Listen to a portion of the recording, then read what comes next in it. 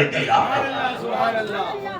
عظمت آیت اللہ سے جسے انکار ہے وہ کل بھی بیمار تھا وہ آج بھی بیمار ہے عظمت آیت اللہ سے جسے انکار ہے وہ کل بھی بیمار تھا آج بھی بیمار ہے اور دشمنان پیر مجیب کے واسطے دشمنان پیر مجیب کے واسطے حضرت آیت کا نام ہی تلوار ہے حضرت آیت کا نام ہی تلوار ہے میرے بھائی آج سوچے آپ بھی وقت ہے آج بھی وقت ہے آنکھ کھلی ہے جاؤ خانقاہ مجیبیہ خانقاہ مجیبیہ میں آنے والے کون کہاں سے آئے خانقاہ مجیبیہ میں کون کہاں سے آتے ہیں لیکن جو خانقاہ میں پہنچتا ہے وہ خانقاہ کا مہمان ہے نہ چہرہ دیکھا جاتا ہے نہ کوئی اور صورت دیکھی جاتی ہے ارے صاحب سے زیادہ کا حکم ہے جو خانقاہ میں آیا وہ خانقاہ کا مہمان ہے اب آئیے میں کوئی تقریر کرنے نہیں بلکہ اپنے عشق و محبت کا اظہار کرنے کے لیے بات کہہ رہا تھا آپ یہ سوچیں کہ آج آل رسول آپ کی دیار محبت میں یہ تو وہ پیر طریقت ہے آپ جس آل رسول سے وابستہ ہے کہ آپ ان کے چہرے کی زیارت بار بار کرتے ہیں آج تو دامن پکڑا کہاں پیر صاحب کہاں مرید کبھی ملاقات نہیں ہوتی سلام علیکم سلام کبھی نہیں جی ہو سکتا اب آئیے میں مفکر اسلام خطیب اعظم ہندوستان اور ملک کا شہرت یافتہ خطیب حضرت العلامہ حضرت علامہ مولانا مفتی کتاب الدین قبلہ آپ الہ آبادی کا اب خطاب ہوگا از حضرت خود کرسی خطابت پر جلوہ گر ہونے والے ہیں آئیے حضرت کے استقبال نعرہ تکبیر نعرہ رسالت خانقاہ مجیبیہ حضرت العلامہ حضرت علامہ مفتی کتاب الدین صاحب قبلہ نعرہ تکبیر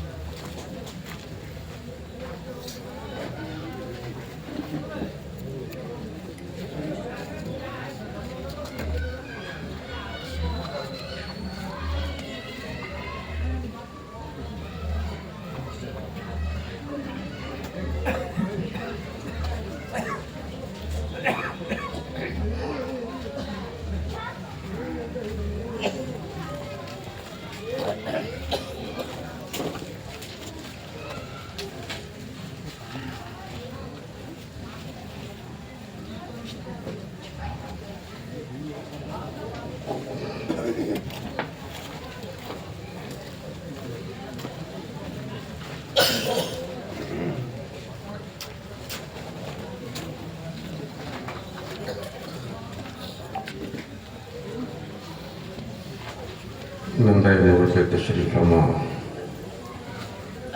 باوقار علماء اہل سنت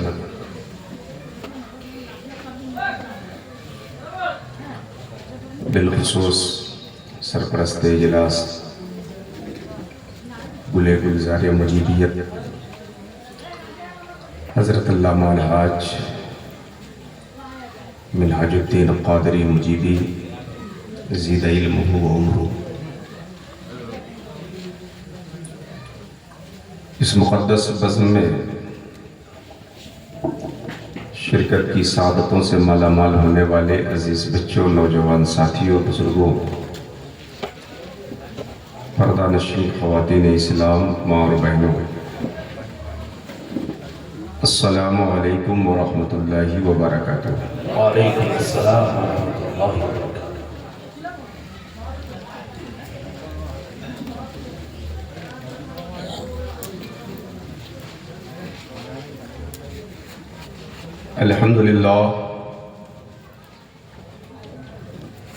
الحمد لله الذي بيده تصريف الأحوال وتخفيف الأثقال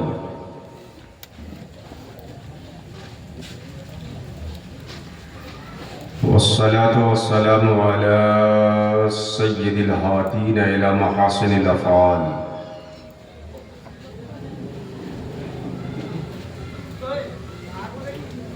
وعلى آله وأصحابه المضارعين له في الصفات والأعمال أما بعد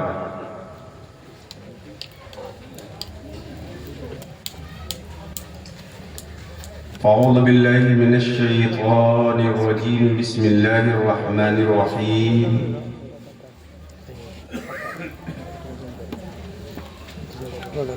يا أيها الذين آمنوا اتقوا الله ولتنظر نفس ما قدمت لغد واتقوا الله إن الله خبير بما تعملون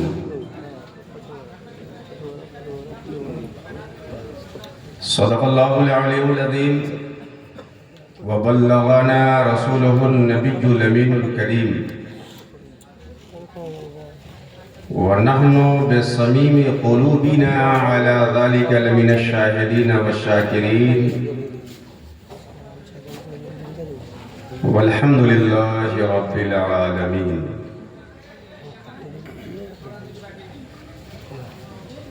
معزز حاضرین، باوقار سامعین، خطبہ مسنونہ کے بعد تلاوت کردہ آیت کریمہ کے حوالے سے کچھ گفت و شنید سے پیشتر کہنے اور سننے سے قبل کونین کے تاجدار، انبیاء و مرسلین کے سردار، فخر آدم و بنی آدم، سیاح لامکان نبی آخر الزمان ارواحنا فدا، جناب محمد الرسول اللہ صلی اللہ تعالی علیہ وسلم کی بابرکت بارگاہ عالیہ میں عقیدتوں کا خراج بصورت درود پاک پیش کرنے کی سعادتیں حاصل کریں. اللہم صلی علی سیدنا شفیعنا حبیبنا مولانا محمد وعلى آل سيدنا ومولانا محمد بارك وسلم صلاة تبقى وتدوم بدوام الملك الحي القيوم.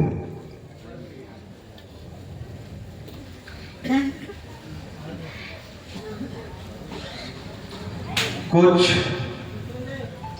اس کی بھی ہے تجھ کو خبر، وہ سوئے جہنم کیا ہوگا. کچھ اس کی بھی ہے تجھ کو خبر، وہ سوئے جہنم کیا ہوگا. جس آگ کا ایندھن انسا ہو اس آگ کا عالم کیا ہوگا. جس آگ کا ایندھن انسا ہو اس آگ کا عالم کیا ہوگا. یہ جسم گواہی خود دے گا، ہر حصہ جسم کا بولے گا. یہ جسم گواہی خود دے گا، ہر حصہ جسم کا بولے گا. خاموش زباں ہو جائے گی جب اس وقت کا عالم کیا ہوگا. خاموش زباں ہو جائے گی جب اس وقت کا عالم کیا ہوگا. یہ حال ہے رنگی دنیا کا، دنیا میں کسی کا کوئی نہیں. یہ دنیاوی زندگی جس میں ہم اور آپ جی رہے ہیں. فارسی کا ایک بڑا پیارا شعر ہے: بوقت تنگ دستی آشنا بیگانہ می گردد، سراہی چو شود خالی جدا پیمانہ می گردد. شاعر یہ کہتا ہے کہ تنگ دستی کے عالم میں، غریبی کے وقت میں جانے پہچانے لوگ انجانے بن جاتے ہیں، جیسے سراہی سے پانی پی لینے والے لوگ اس سے الگ ہو جاتے ہیں. آپ کلہڑ جانتے ہیں جس میں چائے پیتے ہیں؟ کلہڑ جب تک اس میں چائے ہوتی ہے اتنی گرم ہوتی ہے کہ ہونٹ کو جلا رہی ہوتی ہے، مگر اس کے باوجود آدمی اپنے لبوں سے لگا رہا ہوتا ہے. اور جیسے ہی اس کی چائے ختم، مطلب ختم، اس بے دردی سے آدمی اس کلہڑ کو پھینکتا ہے کہ اس کی ہڈیاں ٹوٹ رہی ہے کہ پسلیاں پھوٹ رہی ہے، اس کا اس کو احساس بھی نہیں۔ یہ حال ہے رنگی دنیا کا۔ اس دنیا میں جتنے آپ سے تعلق رکھنے والے لوگ ہیں، جب تک آپ ان کے مطلب کے ہیں تب تک آپ سے رشتہ ہے۔ جس دن ان کا مطلب آپ سے ختم ہو جائے گا، ان کے رشتے ٹوٹ جائیں گے آپ سے۔ یہ زمین کے اوپر کا عالم یہ ہے کہ آپ کی جیب میں ہے تو لوگ آپ کے آگے پیچھے کر رہے ہیں، آپ کا بیلنس مضبوط ہے تو لوگ دور سے آپ کو سلامی دے رہے ہیں۔ جیب خالی ہو گیا تو جانے پہچانے لوگ آپ کو دیکھ کے راستہ بدلتے ہیں کہ کہیں مانگ نہ لے۔ شاعر اس تناظر میں بڑا پیارا شعر کہتا ہے، یہ حال ہے رنگی دنیا کا، دنیا میں کسی کا کوئی نہیں، اس دہر کا جب یہ عالم ہے تو حشر کا عالم کیا ہوگا۔ اس دہر کا جب یہ عالم ہے تو حشر کا عالم کیا ہوگا۔ وہ جس کی بھی ہے تجھ کو خبر، وہ سوئے جہنم کیا ہوگا۔ جس آگ کا ایندھن انسا ہو، اس آگ کا عالم کیا ہوگا۔ اب ہمیں کرنا کیا چاہیے؟ شاعر پیغام دیتا ہے، خطائیں ہوں گی، آپ کوئی فرشتہ نہیں ہے، معصوم نہیں ہے کہ خطا نہ ہو آپ سے، ہوگی، مگر خطا پہ اکڑ جانا یہ شیطانیت اور ابلیسیت ہے، اور خطا ہو جائے تو نادم ہو کے رب کی طرف متوجہ ہو جانا یہ صفت آدمیت ہے۔ ایک بار خطا ہو جائے اگر 100 بار ادب سے توبہ کر، ایک بار خطا ہو جائے اگر 100 بار ادب سے توبہ کر، ایک عشق یہاں کا بہتر ہے، وہ پے ہم گریا کیا ہوگا۔ آپ اپنے گناہوں پہ نادم ہو کر آنسو سے ایک قطرہ گرا دے، ہمارا رب اتنا کریم ہے کہ ایک قطرے آنسو سے ہماری زندگی کی ساری خطائیں صاف کر دے، معاف فرما دے، مجھے دو کر۔ ایک بار خطا ہو جائے اگر 100 بار ادب سے توبہ کر، ایک عشق یہاں کا بہتر ہے، وہ پے ہم گریا کیا ہوگا۔ کچھ اس کی بھی ہے تجھ کو خبر، وہ سوئے جہنم کیا ہوگا۔ جس آگ کا ایندھن انسا ہو، اس آگ کا عالم کیا ہوگا۔ ایک بار اور درود پاک پڑھ لیں، اللہم صلی علی محمد صلی اللہ علیہ سیدنا شفیعنا حبیبنا مولانا محمد وعلی آل سیدنا و مولانا محمد کما تحب و ترضى بأن تصلی صلاة دائمة کاملہ۔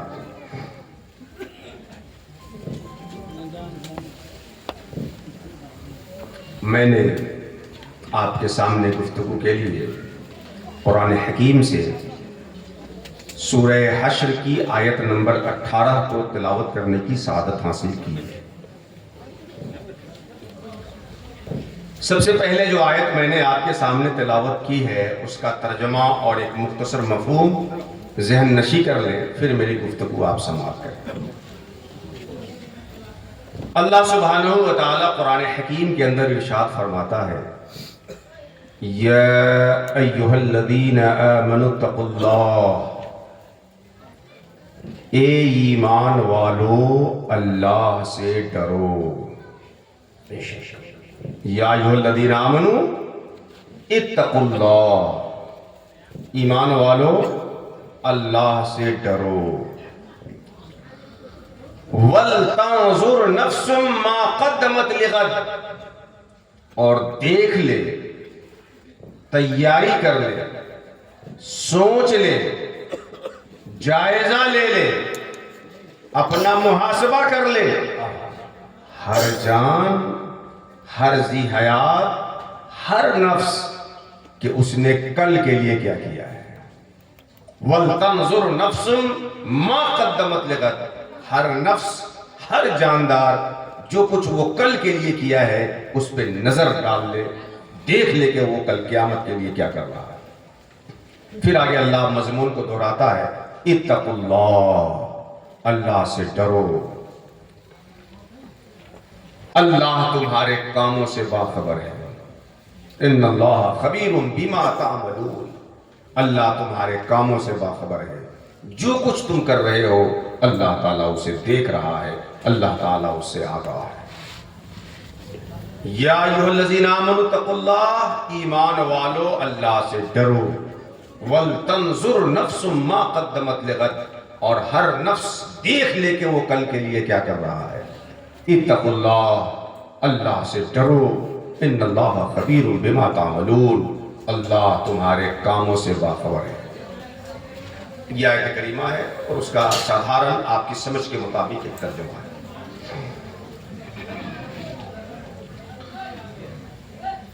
سب سے پہلے آیت کا جو اسلوب ہے اس پہ آپ کی میں توجہ چاہتا ہوں۔ اللہ نے گفتگو جہاں سے شروع کی ہے، آج کچھ لوگوں کو ذہن و دماغ میں یہ سما گیا ہے کہ ہم تو ایمان والے ہیں، ہم کو ڈرنے کی ضرورت کیا ہے؟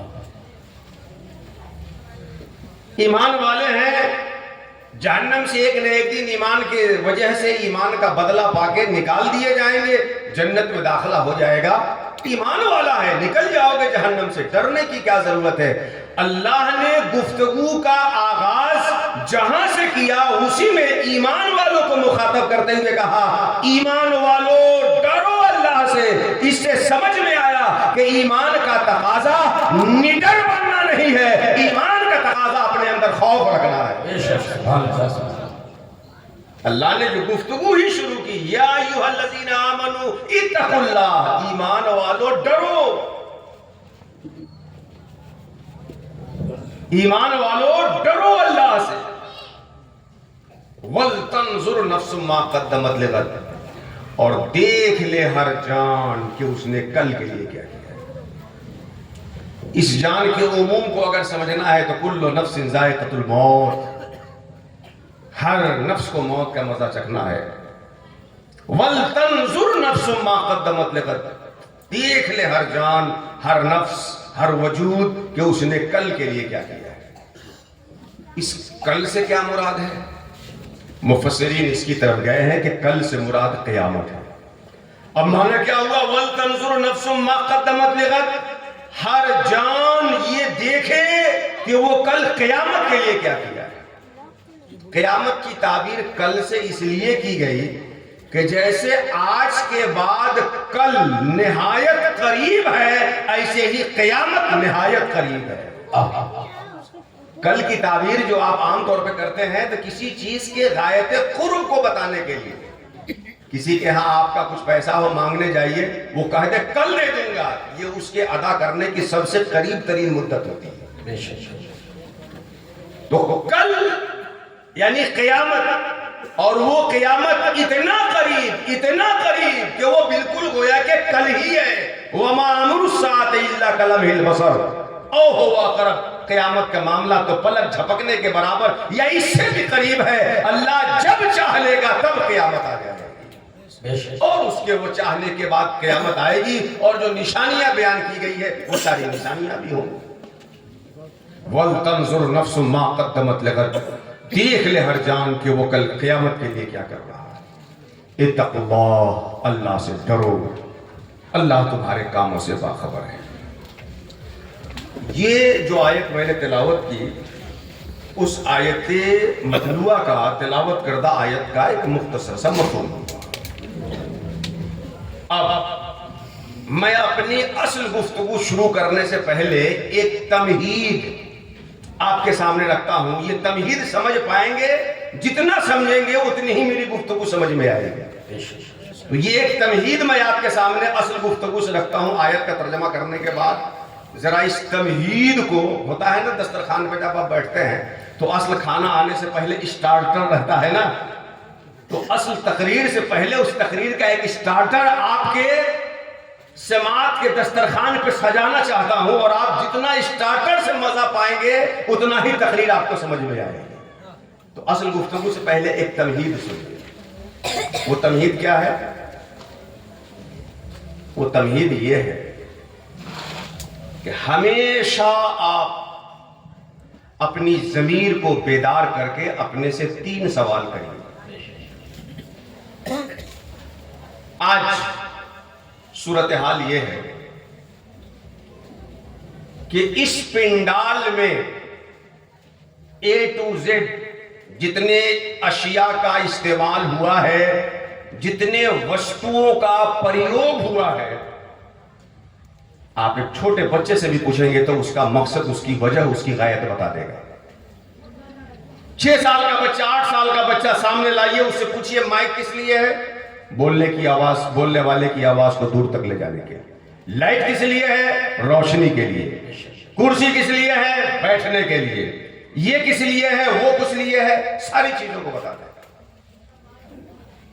آپ جس چہار دیواری میں رہتے ہیں، جس گھر میں آپ زندگی گزارتے ہیں، اس گھر میں سوئی سے لے کر کے سب سے چھوٹی چیز جو ہو سکتی ہے، اس سے بھی کوئی چھوٹی چیز ہو اس کو بھی لے لے، سوئی سے لے کر کے اے سی، واشنگ مشین، فریج، گھر، کسی کے بارے میں آپ اپنے بچے کو، گھر کے بچے کو کھڑا کر لیجئے۔ سوئی کس لیے ہے؟ کپڑا سلنے کے لیے۔ گلاس کس لیے ہے؟ پانی پینے کے لیے۔ قینچی کس لیے ہے؟ کاٹنے کے لیے۔ فریج کس لیے ہے؟ ٹھنڈا رکھنے کے لیے۔ A to Z ساری چیزوں کا جواب بچہ دے دے گا۔ لیکن یہ سوال کر دیا جائے کہ ہم کس لیے ہیں، تو چچے کے پیشانی پہ پسینہ آ جائے گا۔ گھر میں سوئی سے لے کر کے پوری بلڈنگ کس لیے ہے، یہ چھوٹا بچہ بھی بتا دے گا۔ لیکن سوئی آپ کے فائدے کے لیے، گھر آپ کے فائدے کے لیے، میشی آپ کے فائدے کے لیے، آپ کس لیے ہیں، یہ سوال اگر ہو جائے تو اچھے اٹک جائیں۔ اس لیے ہمیشہ آپ اپنی ضمیر کو بیدار کر کے 3 سوال کرتے ہیں۔ کیا؟ آپ کیا ہیں؟ کیا ہے آپ؟ آپ کہاں سے آ رہے ہیں اور آپ کو جانا کہاں ہے؟ یہ 3 سوال جو بھول گیا وہ اپنی مقصد حیات کو بھول گیا۔ 3 سوال ہمیشہ اپنی انتر آتما سے دہرائیے۔ آپ کیا ہیں؟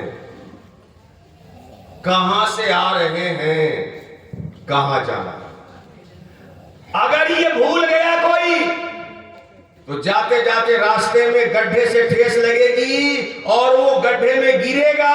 جب یہ بھول گیا کہ وہ کیا ہے، کہاں سے آ رہا تھا، کہاں اس کو جانا ہے، تو اس گڈھے کو ہی اپنا منزل بنا لے گا، اسی کو اپنا مقصد بنا لے گا۔ جبکہ پیغمبر فرماتے ہیں کن فی الدنیا کانک غریب او عابر السبیل، اس دنیا میں ایسے رہو جیسے مسافر رہتا ہے۔ میرا گھر عالم لاہوت میں ہے، چند روز کا مہمان ہوں۔ میرا گھر عالم لاہوت میں ہے، یہاں چند روز کا مہمان ہوں میں۔ گڈھے میں گرا ہوا آدمی بھول جائے اپنی حیثیت کہ وہ کیا ہے، کہاں سے آ رہا ہے، کہاں اس کو جانا تھا، تو اس گڈھے کو ہی اپنا گھر سمجھ کے پڑا رہے گا۔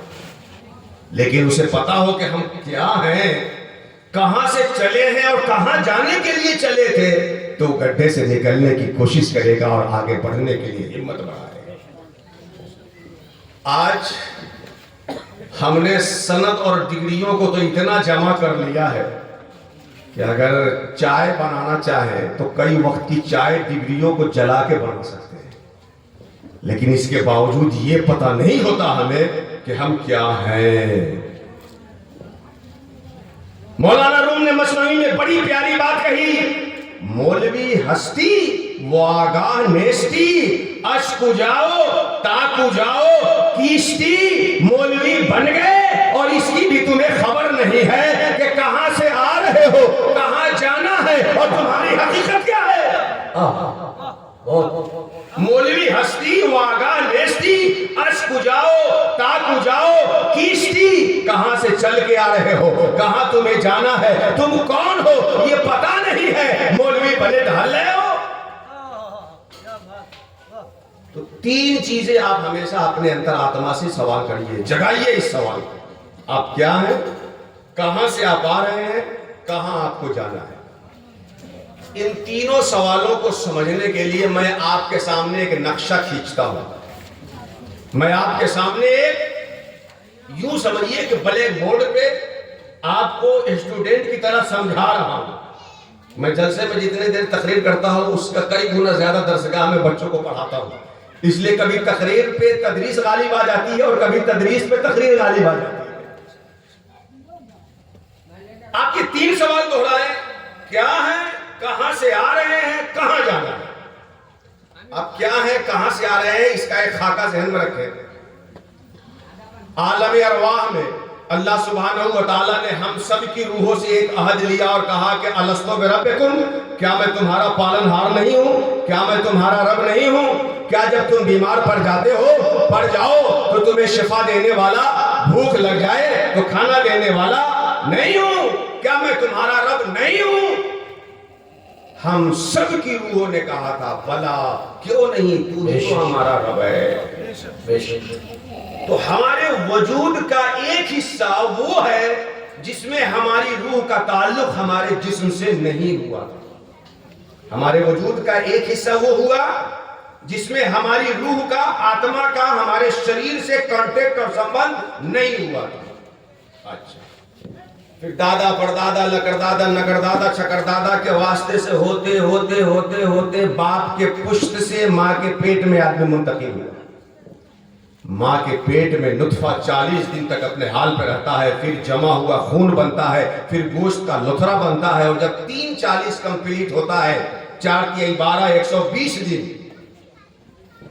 4 مہینہ جب لتھڑا کمپلیٹ ہو جاتا ہے، اب اللہ اس لتھڑے میں روح ڈالتا ہے اور روح اور جسم کا کانٹیکٹ قائم ہوتا ہے۔ 40 اس 3 مرحلے کے بعد جب 120 دن کا مرحلہ گزرتا ہے تو اللہ ہماری روح کو اس جسم میں ڈال دیتا ہے۔ اس سے پہلے کا جو مرحلہ ہے وہ جسم سے الگ ہو کر کے روح کے رہنے کا مرحلہ تھا، جس کو آپ عالم ارواح بھی کہہ سکتے ہیں۔ پھر ماں کے پیٹ میں 4 مہینہ کمپلیٹ ہونے پہ اس جسم کے اندر ہماری روح کو اللہ ڈال دیتا ہے۔ کسی کو اللہ تعالیٰ پیٹ میں سے نکلنے سے پہلے اس کی روح کو جسم سے نکال دیتا ہے کہ بچہ پیٹ میں رہا، روح پڑی، مگر پیدائش سے پہلے پیٹ ہی میں مر جاتا ہے۔ کسی کو اللہ پیدا ہونے کے بعد موت دیتا ہے، کسی کو بچپنے میں موت دیتا ہے، کسی کو جوانی میں موت دیتا ہے، کسی کو بڑھاپے میں موت دیتا ہے، اور کسی کو موت کا ایک شدید انتظار کراتا ہے، پھر اس کے بعد موت دیتا ہے۔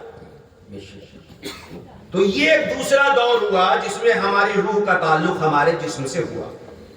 تو 2 دور ہوا نا، ایک جب روح کا تعلق ہمارے جسم سے نہیں تھا، عالم ارواح، پھر دوسرا دور جب ہماری روح سے جسم سے روح کا تعلق ہوا، پھر جب ہمارے اس جسم میں روح آئی تو اب جسم سے روح کا تعلق قائم ہونے کے بعد 3 دور ہوتا ہے۔ اس عالم اجسام کے 3 دور ہیں۔ جب تک اس جسم کے اندر روح ہے، ایک دور، جب اس جسم سے روح نکل جائے گی، دوسرا دور، پھر جب قیامت میں اللہ تعالیٰ اس جسم میں روح کو لوٹا دے گا اور اپنے پاس حاضر کر لے گا، وہ تیسرا دور ہوگا۔ یہ آپ کا ایک خاکہ ہے پورے سفر نامے کا۔ میں نہیں سمجھتا کہ آپ کو اس بات کو سمجھنے میں کوئی زیادہ دقت آ رہی ہوگی، کیونکہ آپ جلسے کو جلسے کی طرح سن رہے ہیں، بہت غور سے سن رہے ہیں، اور جہاں کسی بات کو نہ سمجھ میں آئے تو تقریر کے بعد بھی جیسے ایک اسٹوڈنٹ کو حق ہوتا ہے، آپ کو حق ہے میرے ایک ایک جملے کو سمجھنے۔ خیر، یہ دور سمجھ میں آیا؟ سب سے پہلا دور جب ہماری روح کا تعلق ہمارے جسم سے نہیں ہوا، پھر جب ہماری روح کا تعلق ہمارے جسم سے ہوا، جب جسم سے ہوا، ماں کے پیٹ میں ہمارے جسم کے اندر روح اللہ ڈال دیا، تو اب 3 دور، زمین کے اوپر کی زندگی، زمین کے نیچے کی قبر کی زندگی، اور زمین سے اٹھنے کے دن قیامت والی زندگی۔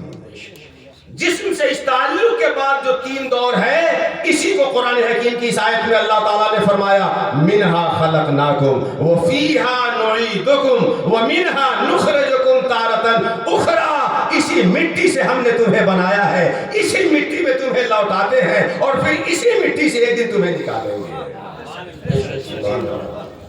اور اگر وہ والا دور بھی شامل کر لیجئے جو جسم سے تعلق ہونے سے پہلے ارواح کا دور ہے، تو 4 دور ہو گیا۔ اس کو اللہ نے اس آیت میں ذکر کیا، کیف تکفرون باللہ وکنتم امواتا ثم یحییکم ثم یمیتکم ثم یحییکم ثم الیہ ترجعون۔ ارے تم اپنے اس رب کی ناشکری کیسے करते हो?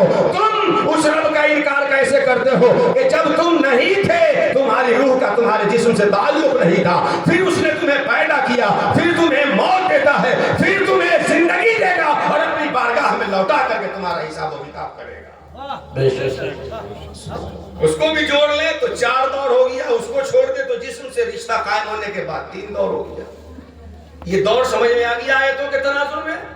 अच्छा, अब जब हमारी रूह का हमारे जिस्म से ताल्लुक हो गया तो अब 3 दौर है, जमीन के ऊपर की जिंदगी, जमीन के नीचे की जिंदगी और जमीन से उठने के दिन क़यामत की जिंदगी। कितने दौर हो गए आलम अजसाम के? 3। तो मुतलक 2 अरवाह और अजसाम, फिर अजसाम के 3 दौर, जमीन के ऊपर की जिंदगी, जमीन के नीचे की जिंदगी और जमीन से उठने की जिंदगी, क़यामत की जिंदगी। अब यही दौर मैं समझाता हूं मिसाल से जरा। आप लोग कोई एग्जाम दिए हैं किसी भी तरह का? अरे आजकल तो एग्जाम चलते रहता है साहब। 3 घंटे का कोई एग्जाम था, स्टूडेंट्स एग्जाम हॉल में दाखिल होते हैं, एग्जाम शुरू हुआ, 3 घंटे का जो वक्त होता है वो लिखने का वक्त होता है, सवालात को हल करने का वक्त होता है। 3 घंटा कंप्लीट हुआ, निगरां आएगा, आपका सवाल पूरा है कि नहीं उसको उससे मतलब नहीं, आपके जवाबात सही है कि नहीं उससे उसको मतलब नहीं। 3 घंटा पूरा हुआ, निगरां आएगा, आपके हाथ से आंसर शीट को छीन लेगा, जवाबी कॉपी को छीन लेगा, आगे जमा कर देगा। फिर उसके बाद मान लीजिए कि आज एग्जाम दिए हैं, 25 तारीख को रिजल्ट निकलना है, तो आज से लेके 25 तक का जो अरसा हुआ वो इंतजार का अरसा हुआ। लिख करके आने वाला इंतजार करता है, देखे कैसा रिजल्ट आता है, देखे कैसा नंबर आता है। अब फिर 25 तारीख आ गई जिसमें रिजल्ट निकलना है, जो अच्छा लिखा होगा वो टॉप करेगा, उसको इनाम दिया जाएगा। जो मजाक किया होगा, हंसी किया होगा, नहीं लिखा होगा, फेल करेगा, माँ बाप से मुंह छुपा करके, दोस्तों अहबाब से शर्मिंदा होकर घर में बैठा हुआ होगा। तो जिस तरह से 3 घंटा एग्जाम का पीरियड है, फिर उसके बाद इंतजार का पीरियड है, फिर रिजल्ट का दिन है, उसी तरह जमीन के ऊपर की जिंदगी वो 3 घंटे एग्जाम वाली जिंदगी है, जमीन के नीचे की जिंदगी वो इंतजार वाली जिंदगी है, और जमीन से उठने की क़यामत की जिंदगी वो रिजल्ट की जिंदगी है, जिस दिन इन्नल अबरारा लफी नईम व इन्नल फुज्जारा लफी जहीम, नेक लोग जन्नत में जा रहे होंगे, बुरे लोगों का ठिकाना जहन्नम को बनाएगा। तकबीर, अल्लाह रिसालत, फैज़ाने पीर मुजीब कॉन्फ्रेंस। ये आया समझ में आपको? जमीन के ऊपर की जिंदगी वो 3 घंटा एग्जाम पीरियड की जिंदगी है। अच्छा, जिस दिन एग्जाम होना होता है, पहला दिन रहता है, आदमी आधा 1 घंटा पहले लेके जाता है ना, यार रोल नंबर कहाँ लगा है, कमरा कौन सा है, ये कैसे है, वो कैसे है, ये सब सीखने के लिए कुछ पहले जाता है कि नहीं? तो पैदा होने के बाद से लेके बालिग होने तक उसी को सीखने के लिए है कि जब बालिग होने के बाद एग्जाम स्टार्ट हो जाएगा तो नमाज कैसे पढ़ना है, बालिग होने के बाद जब रमजान आ जाएगा रोजा कैसे रखना है, बालिग होने के बाद जब ज़कात वाजिब हो जाए तो कैसे रखना देना है, हज जब फर्ज हो जाए तो कैसे करना है। बालिग होने से पहले वो अपने सेट करने के लिए है, सीखने के लिए है, बालिग हो गया उसका एग्जाम शुरू हो जाता है। सुभान अल्लाह। तो जमीन के ऊपर की जिंदगी वो 3 घंटा की एग्जाम पीरियड की जिंदगी हो गई। कब्र की जिंदगी, जमीन के अंदर वाली बरज़खी जिंदगी वो इंतजार की जिंदगी हो गई, और क़यामत के दिन की जिंदगी वो रिजल्ट और नतीजे की जिंदगी हो गई। तीनों जिंदगी का दौर आया समझ में? आजकल क्रिकेट का खुमार हमारे नौजवानों पे चढ़ा हुआ है। ऐन मुमकिन है कि बहुत से लोग अभी भी इसीलिए जलसे में ना आए हो, या आए हो तो आधी तवज्जो इधर और आधी क्रिकेट की तरफ लगी, क्योंकि आज बड़ा हसास मैच हो रहा है। मैं क्रिकेट के जरिए से अपने नौजवान साथियों को जरा इस जिंदगी के मरहले को समझाऊं कि बैट्समैन बैटिंग करने के लिए क्रीज पे आता है, पिच पे आता है, जब तक वो आउट नहीं हुआ है ये है उसके अमल की जिंदगी। जब तक वो आउट नहीं होता है यह है जमीन के ऊपर की जिंदगी। एक एक बॉल उसके लिए गनीमत है, छक्के मार लो, चौके मार लो, ज्यादा रन बना लो। आउट हो जाने के बाद से लेके मैच मैच खत्म होने से पहले तक यह है कब्र की जिंदगी, इंतजार की जिंदगी, वेटिंग पीरियड। अब पवेलियन लौट गया, आउट होने के बाद देखता है कि टीम जीत रही है कि हार रही है, क्या रिजल्ट उसका होता है। और जब मैच समाप्त होता है, ट्रॉफी बचते हैं, इनाम दिया जाता है, वो है क़यामत के दिन जिंदगी, जिस दिन विजेता को इनाम दिया जाता है, हारने वाले शर्मिंदा होकर मुंह बना के साइड हो जाते हैं। तो जमीन के ऊपर की जिंदगी वो मैच पे बैटिंग की जिंदगी हुई, और कब्र की जिंदगी इंतजार की जिंदगी हुई, और क़यामत की जिंदगी इनाम की जिंदगी हुई। बेशक सुभान अल्लाह। ये जिंदगी का तीनों दौर समझ में आ गया आप लोगों को? अच्छा, जब आ गया तो मुझे बताइए कि चाहे जितना बड़ा माहिर बैट्समैन हो, अगर जीरो पे आउट हो गया तो बाद में उसे कुछ मिलेगा?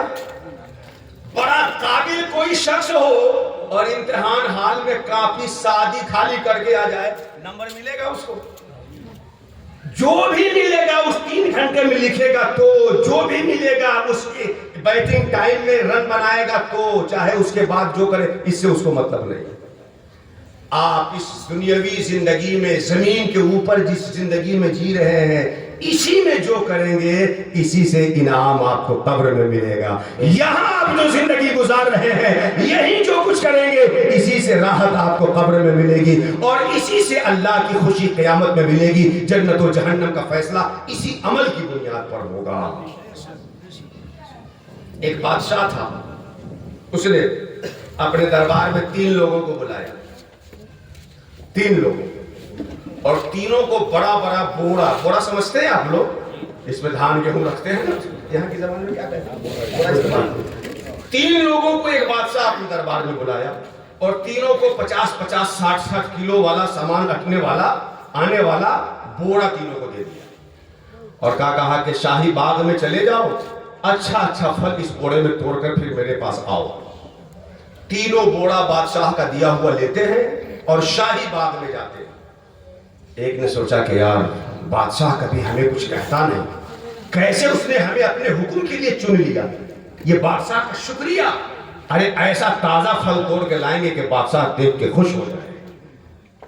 वो जाता है बाग में और खूब ताजा ताजा फल अपने बोरे में तोड़ के जमा करता है। दूसरे ने सोचा कि बादशाह कहीं हमारा तोड़ा हुआ फल थोड़े खाएगा, वो तो प्रोटोकॉल के साथ उसके सिपाही जाके फल लाएंगे तब खाएगा वो। चलो जाते हैं बाग में, और जो गिरा हुआ फल होता है ना, सड़ा हुआ, पका हुआ, बिल्कुल घुला हुआ, गिरे हुए फलों को अपने बोरे में भरता है और बोरा भर करके पीठ पे लादकर बादशाह के पास हाजिर होता है। तीसरे ने कहा कि बादशाह कह दिया, उसको याद भी रहेगा क्या कि वो कहे हुआ था, इतने काम उसके हैं। अरे चलो, और याद रहा भी तो खोल के कौन बोरा देखने जाएगा कि कौन क्या लाए हुआ है। वो बाग में गया और ईंट पत्थर जो दीगर चीजें गिरी हुई पड़ी थी वो अपने बोरे में भर लिया किसी तरह से, और बादशाह के पास लौटा। तीनों बोरा लेके गए, एक अच्छा फल, दूसरा सड़ा पका फल, तीसरा ईंट पत्थर ढेले माटी भर के अपने बोरे में आए। तीनों बादशाह के दरबार में हाजिर, कहा फल ले आए? हाँ बादशाह सलामत, जोड़ के हाजिर हो गया। बादशाह ने सिपाही को हुक्म दिया कि इन तीनों को ले जाओ और 3 अलग अलग कमरे में बंद करके बाहर से ताला लगाकर चाबी मेरे पास रखो। बादशाह के सिपाही शाही आर्डर के मुताबिक तीनों को अलग अलग कमरे में ले जाते हैं, बंद कर देते हैं, ताला लगा के चाबी बादशाह के पास हाजिर कर देते हैं। इसी बीच किसी मुल्क से दूसरे बादशाह के फौजी लड़ाई करने के लिए आते हैं, इसकी खबर मिलती है। बादशाह उसमें मसरूफ हो जाता है, महीना 1.5 महीना गुजर जाता है। जब फारिग हुआ तो कहा कि यार मैं तो भूल ही गया था लड़ाई के चक्कर में, जरा दरवाजा खोल के देखो तो तीनों की हालत क्या है। जब तीनों के दरवाजे खोले जा रहे हैं तो जो फल अच्छा अच्छा अपने बोरे में भरा था, तो दाल चावल खाया नहीं, चर्बी उसकी खत्म हो गई, पेट उसका गायब हो गया था, और अच्छा फल खा के बड़ा सेहतयाब होकर निकल रहा है। जो सड़ा पका भरे हुआ था, किसी तरह उसकी जिंदगी बच गई थी, और जो ईंट पत्थर अपने बोरे में भरा था मर गया था, सड़ गया था, बदल में कीड़े पड़ गए थे। बिना तशरीह और तमसील अल्लाह ने दुनिया का बाग बना दिया है। किसी को 60 साल जिंदगी का बोरा दिया, किसी को 50 साल जिंदगी का बोरा दिया, किसी को 40 साल जिंदगी का बोरा दिया, और भेज दिया जाओ नमाज का फल अपनी जिंदगी के बोरे में दाखिल कर लो, रोजे का फल अपनी जिंदगी में दाखिल कर लो, हज का फल अपनी जिंदगी में दाखिल कर लो, ज़कात का फल अपनी जिंदगी में दाखिल कर लो, गरीबों की मदद, हमसायों के साथ उसने सलूक, अच्छों का अदब, बड़ों की ताज़ीम, छोटों पे शफकत, अच्छे अमाल को अपने बोले में जमा कर लो। जो यहाँ करेगा वही कब्र में पाएगा, वही क़यामत में पाने वाला होगा। सुभान अल्लाह। ये मेरी तमहीद थी असल गुफ्तगू के लिए। अभी मैंने गुफ्तगू शुरू नहीं की है, ये मेरी तमहीद थी। ये तमहीद समझ में आ गई आपको? जिंदगी के सारे दौर, और ये कि जो आप यहाँ अभी करेंगे इसी पे कब्र में आराम से रहेंगे, इसी पे क़यामत के दिन उठेंगे तो नतीजा मिलेगा। अब इसके बावजूद हमारी सूरत हाल क्या है? हमारी सूरत हाल क्या है? एक बात मुझे बताइए कि एक आदमी को यहां से कटक तक जाना है और एक आदमी को यहां से भुवनेश्वर तक जाना है, तो जिसको ज्यादा दूर जाना होगा उसको ज्यादा चलना होगा ना। वो लोग जो आखिरत पे यकीन नहीं रखते, जिनका आखिरत पे ईमान नहीं है, सिर्फ दुनियावी जिंदगी उनके सामने है, उनसे ज्यादा हमें मेहनत करनी पड़ेगी जिनको ईमान आखिरत के ऊपर है। लेकिन आज सूरत हाल क्या है? वो कौमें जिनको आखिरत पे ईमान नहीं या कमजोर या फासिद है, वो सुबह 4 बजे उठ जाते हैं, और जिनको आखिरत पे ईमान है वो 9 बजे तक सो रहे हैं। वो लोग जिनको आखिरत पे ईमान कमजोर है या नहीं है, रात में लालटेन जलाकर लाइट चल जाने के बाद मोमबत्ती जलाकर अपने बच्चे को पढ़ाकर मुस्तकबिल संवारने में लगे हैं। और जिसको दुनिया के साथ आखिरत तक का यकीन है, वो आप उनके मोहल्ले में चले जाइए तो मुस्लिम मोहल्लों के बच्चे 12-12 बजे रात तक अय्याशी करते हुए, मोबाइल लेकर के व्हाट्सएप और फेसबुक पे चैटिंग करते हुए अपनी जिंदगी बर्बाद कर रहे हैं।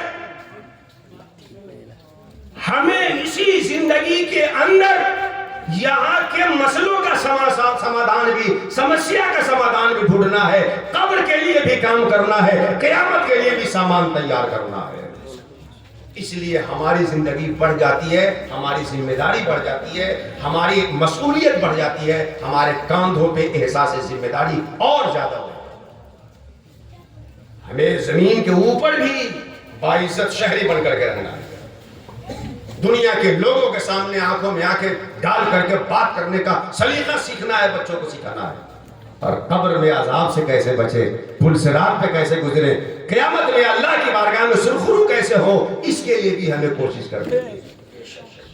अल्लाह फरमाता है वल तंजुर नफ्सुम मा क़द्दमत लिगद, सोच ले, देख ले हर जान कि वो कल क़यामत के लिए क्या कर रहा है।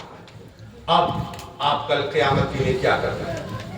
अब असल गुफ्तगू, कल के लिए तैयारी क्या कर रहे हैं और कैसे हमें करनी है। यहां आप मुझे मत जवाब दीजिए कि मौलाना साहब हर साल हम आपके मदरसे में चंदा दे रहे हैं, क़यामत की तो तैयारी हो रही है। आप हमें जवाब मत दीजिए कि मौलाना साहब आपकी तकरीर जलसे में बैठ के सुन रहे हैं, ये क़यामत की तैयारी तो कर रहे हैं। ये हमें मत जवाब दीजिए। आप अपने दिल से पूछिए, ए दिल तूने कल क़यामत के लिए क्या किया? हम आपको समझा देंगे बड़ी आसानी से कि हम तकरीर करने आए हैं, क़यामत की तैयारी तो कर रहे हैं, लेकिन अल्लाह खूब जानता है कि ये हमारी तकरीर नजरानों की लालच में है कि अल्लाह के दीन को बुलंद करने के लिए। आपकी ज़कात अल्लाह को खुश करने के लिए है या मुखय्यर कौम मिल्लत बड़े हर्फों के साथ पोस्टर में लिखवाने के लिए है? हज करने जो जा रहे हैं, क़यामत की तैयारी में जा रहे हैं, या इसलिए कि लोग हाजी साहब कहने लगे इसलिए जा रहे हैं? हमारे एक अजीज है, मैंने जब ये बताया तो वो हंसने लगे। मैंने बाद में पूछा कि भाई मेरे इस जुमले पे आपको तकरीर पे हंसी क्यों आ गई? मौलाना साहब क्या बताएं, अगर तकरीर ना होती तो हम तो 10 मिनट तक हंसते रहते। कहा कि भाई क्यों बात है?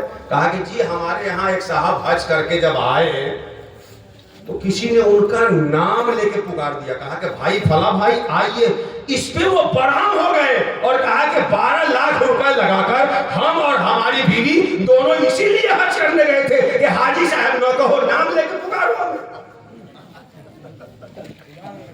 आप हंस रहे हैं साहब, बहुत सारे हाजी साहब के जज्बात छुपे होते हैं कि हाजी साहब न कहिए तो आपको घूर के देखने लगेंगे, अरे हमको हाजी साहब नहीं कहा।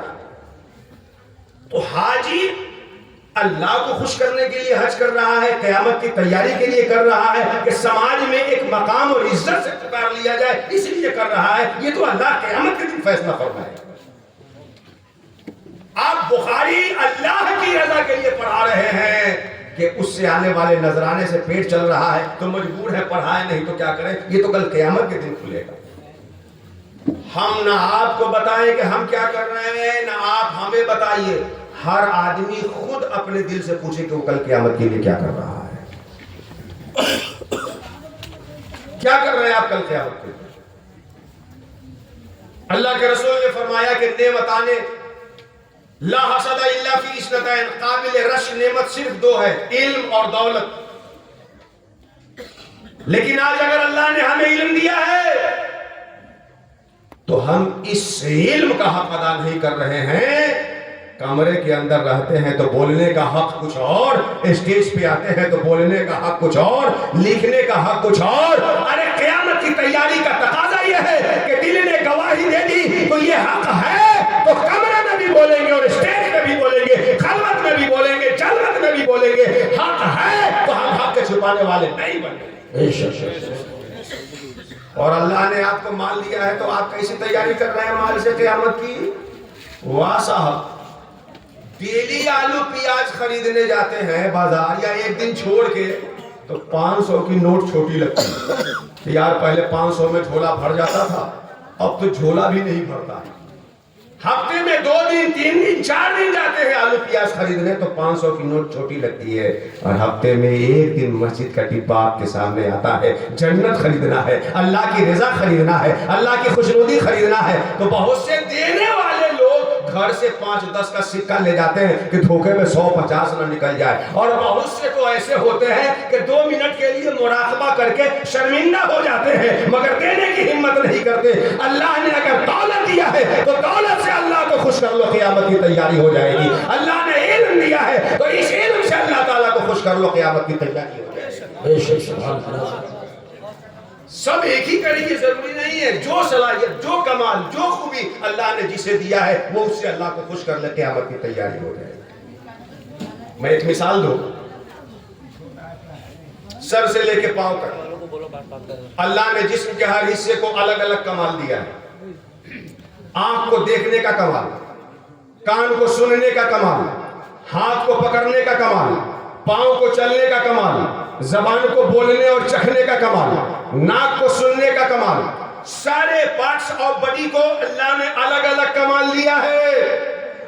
لیکن ہاتھ پکڑ کے روح کو خوش کرتی ہے، پاؤں چل کے روح کو خوش کرتا ہے، زبان بول کے روح کو خوش کرتی ہے، آنکھ دیکھ کے روح کو خوش کرتی ہے، کان سن کے روح کو خوش کرتا ہے، زبان بول کے روح کو خوش کرتا ہے۔ اگر کان سن کے خوش کرنا چاہے تو یہ اس کے بس میں نہیں ہے، ہاتھ چل کے خوش کرنا چاہے تو اس کے بس میں نہیں ہے، پاؤں پکڑ کے خوش کرنا چاہے تو اس کے بس میں نہیں ہے۔ اللہ نے آپ کو جو کمال دیا ہے اس سے اللہ کو منا لیجیے، یہی قیامت کی تیاری ہوگی، یہی زندگی کا حاصل سرمایہ ہوگا۔ جو کمال اللہ نے آپ کو دیا ہے اس سے اللہ کو منا لیجیے۔ وَلْتَنْظُرْ نَفْسٌ مَا قَدَّمَتْ لِغَدٍ، دیکھ لے ہر جان کہ وہ کل قیامت کے لیے کیا کرنا ہے۔ اب آئیے قیامت کی تیاری کیسے کرنی ہے۔ قیامت کی تیاری کا سب سے پہلا مرحلہ یہ ہے کہ اللہ کے رسول پہ ایمان لایا جائے۔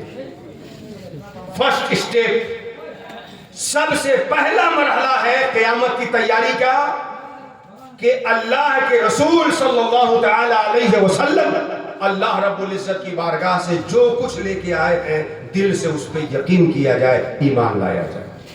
آپ لوگ میری طرف متوجہ رہیں، کچھ گڑبڑی ہو گئی ہے تو اس کو منتظمین دیکھ رہے ہیں، آپ لوگ میری طرف متوجہ رہیں۔ قیامت کے دن کے لیے ہر نفس کیا کر رہا ہے وہ دیکھیں۔ سب سے پہلی تیاری اور سب سے پہلا عمل جو قیامت کے دن کے لیے اور قبر کی تیاری کے لیے کرنا ہے انسان کو، وہ ہے ایمان۔ کیا ہے وہ؟ ایمان۔ اور اس کے بعد دوسرا مرحلہ آتا ہے عمل صالح، اچھے اعمال کو انجام دینا۔ اگر آپ الحمد سے لے کر والناس تک اس اعتبار سے قرآن کے مضامین کا نچوڑ نکالے کہ انسان کامیاب کیسے ہوگا تو یہی 2 مضمون نکلے گا، ایمان اور عمل صالح۔ میں 2-3 آیتیں پیش کر دوں جلدی میں تاکہ بات مضبوط ہو جائے. سورہ عصر بڑی مختصر اور جامع آیت. والعصر ان الانسان لفی خسر. زمانے محبوب کی قسم انسان گھاٹے میں ہے. الا الذین آمنوا وعملوا الصالحات. وہی اس گھاٹے سے نکلیں گے جو ایمان اور عمل صالح کریں گے. ایمان اور عمل صالح. سورہ والتین میں آئیے. لقد خلقنا الانسان فی احسن تقویم ثم رددناہ اسفل سافلین الا الذین آمنوا وعملوا الصالحات. اس سفل سے اور گھٹے گھاٹے سے اور اس وادی سے وہی نکلے گا جو ایمان اور عمل صالح کرے گا. اللہ تیسرے مقام پہ فرماتا ہے وَمَنْ عَمِلَ صَالِحًا مِنْ ذَكَرٍ أَوْ أُنْثَىٰ وَهُوَ مُؤْمِنٌ فَلَنُحْيِيَنَّهُ حَيَاةً طَيِّبَةً. ایمان کی حالت میں عمل صالح کرنے والے مرد و عورت کو ہم ضرور اچھی زندگی جلائیں گے. پورے قرآن کا خلاصہ اس اعتبار سے کہ بندے کو فلاح کیسے ملے، یہ 2 چیز ہے، ایمان اور عمل صالح. ایمان کیا ہے؟ ایمان لغت میں کہتے ہیں تصدیق کر لینا، دل سے مان لینا. اصطلاح شرع میں، شرع عقائد میں بڑی جامع تعریف ایمان کی گئی ہے. تصدیق النبی بما جاء بہ من عند اللہ تعالی. اللہ کے رسول اللہ کی بارگاہ سے جو کچھ لے کر کے آئے ہیں، دل کی اتھاہ گہرائی سے اس پہ ایمان لے آنا، یقین کر لینا، مان لینا، یہ ایمان کہلاتا ہے. تو قیامت کی تیاری کا سب سے پہلا مرحلہ ہے ایمان. سمجھ میں آئے رسول اللہ کی بات تب بھی، اور نہ سمجھ میں آئے تب بھی. جی صاحب کچھ لوگ بڑا ایڈوانس جب ہو جاتے ہیں تو اگرچہ مگرچہ چنانچہ اینچے اونچے لگا کے کہتے ہیں کہ جی ہم کو سمجھ میں نہیں آ رہا ہے، کیا کہیں، بات تو صحیح ہے، سمجھ نہیں پا رہے ہیں. یاد رکھیے جو بات سمجھ میں آ جاتی ہے اس میں کہنے والے کا رول شامل نہیں ہوتا. بہت اہم نکتہ ہے، ذرا اس کو سمجھیے. جو بات سمجھ میں آ گئی تو سمجھنے سے ہم نے مان لیا، اس میں کہنے والے کا رول اتنا نہیں رہتا. چھوٹا بچہ اسکول سے لوٹ کے آتا ہے، پوچھتے ہیں بیٹا کیا پڑھایا سر نے؟ کہتا ہے 2 1 2 2 2 4 2 1 2 2 2 4. تو لڑکا جب 2 3 4 کہتا ہے تو بڑکا مانتا ہے کہ نہیں؟ بتائیے، مانتے ہیں نا؟ بھائی اب چچا کیسے ہے جو بچے کا بات مان رہے ہیں؟ کہیں گے مولانا صاحب اس میں سمجھ میں آ رہا ہے، اور جو سمجھ میں آتا ہے کہنے والے کا رول اس میں نہیں ہوتا. اس کے کہنے کی وجہ سے نہیں، سمجھ میں آنے کی وجہ سے مان رہے. پاگل اگر چوراہے پہ کھڑا ہو کے کہے زمین نیچے ہے آسمان اوپر ہے تو آپ مانیں گے کہ نہیں؟ نہیں مانیں گے، نہیں مانیں گے. پاگل کہہ رہا ہے کہ زمین نیچے ہے آسمان اوپر ہے تو مانیں گے کہ نہیں؟ مانیں گے نا صاحب. کیوں؟ اس لیے کہ اس میں اس کے کہنے کا دخل نہیں ہے. زمین نیچے ہونا سمجھ میں آ رہا ہے، آسمان کا اوپر ہونا سمجھ میں آ رہا ہے. جو سمجھ میں آ جاتا ہے اس میں کہنے والے کا دخل نہیں ہوتا. ایمان سمجھنے کی بنیاد پر ماننے کا نام نہیں ہے، مدینے کے تاجدار کے کہنے کی بنیاد پر ماننے کا نام ہے. سمجھ میں آیا اس لیے مانتے ہیں، یہ ایمان نہیں ہے. پیارے آقا نے فرما دیا ہے اس لیے مانتے ہیں، یہ ایمان ہے. شیخ عبدالحق محدث دہلوی رحمۃ اللہ تعالی علیہ کا رسالہ ہے تکمیل الایمان.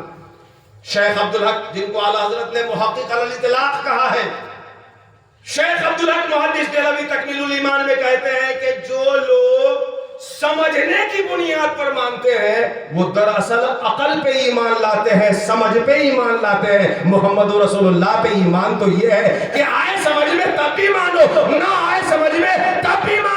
یہی اقبال کہتے ہیں لازم ہے دل کے ساتھ رہے پاسبان عقل، لیکن کبھی کبھی اسے تنہا بھی چھوڑ دے. ہم دل اور عقل لگائیں گے، جب اللہ رسول کی بات آئے گی تو مانیں گے، عقل سے منوائیں گے، عقل کو حاکم نہیں بنائیں گے.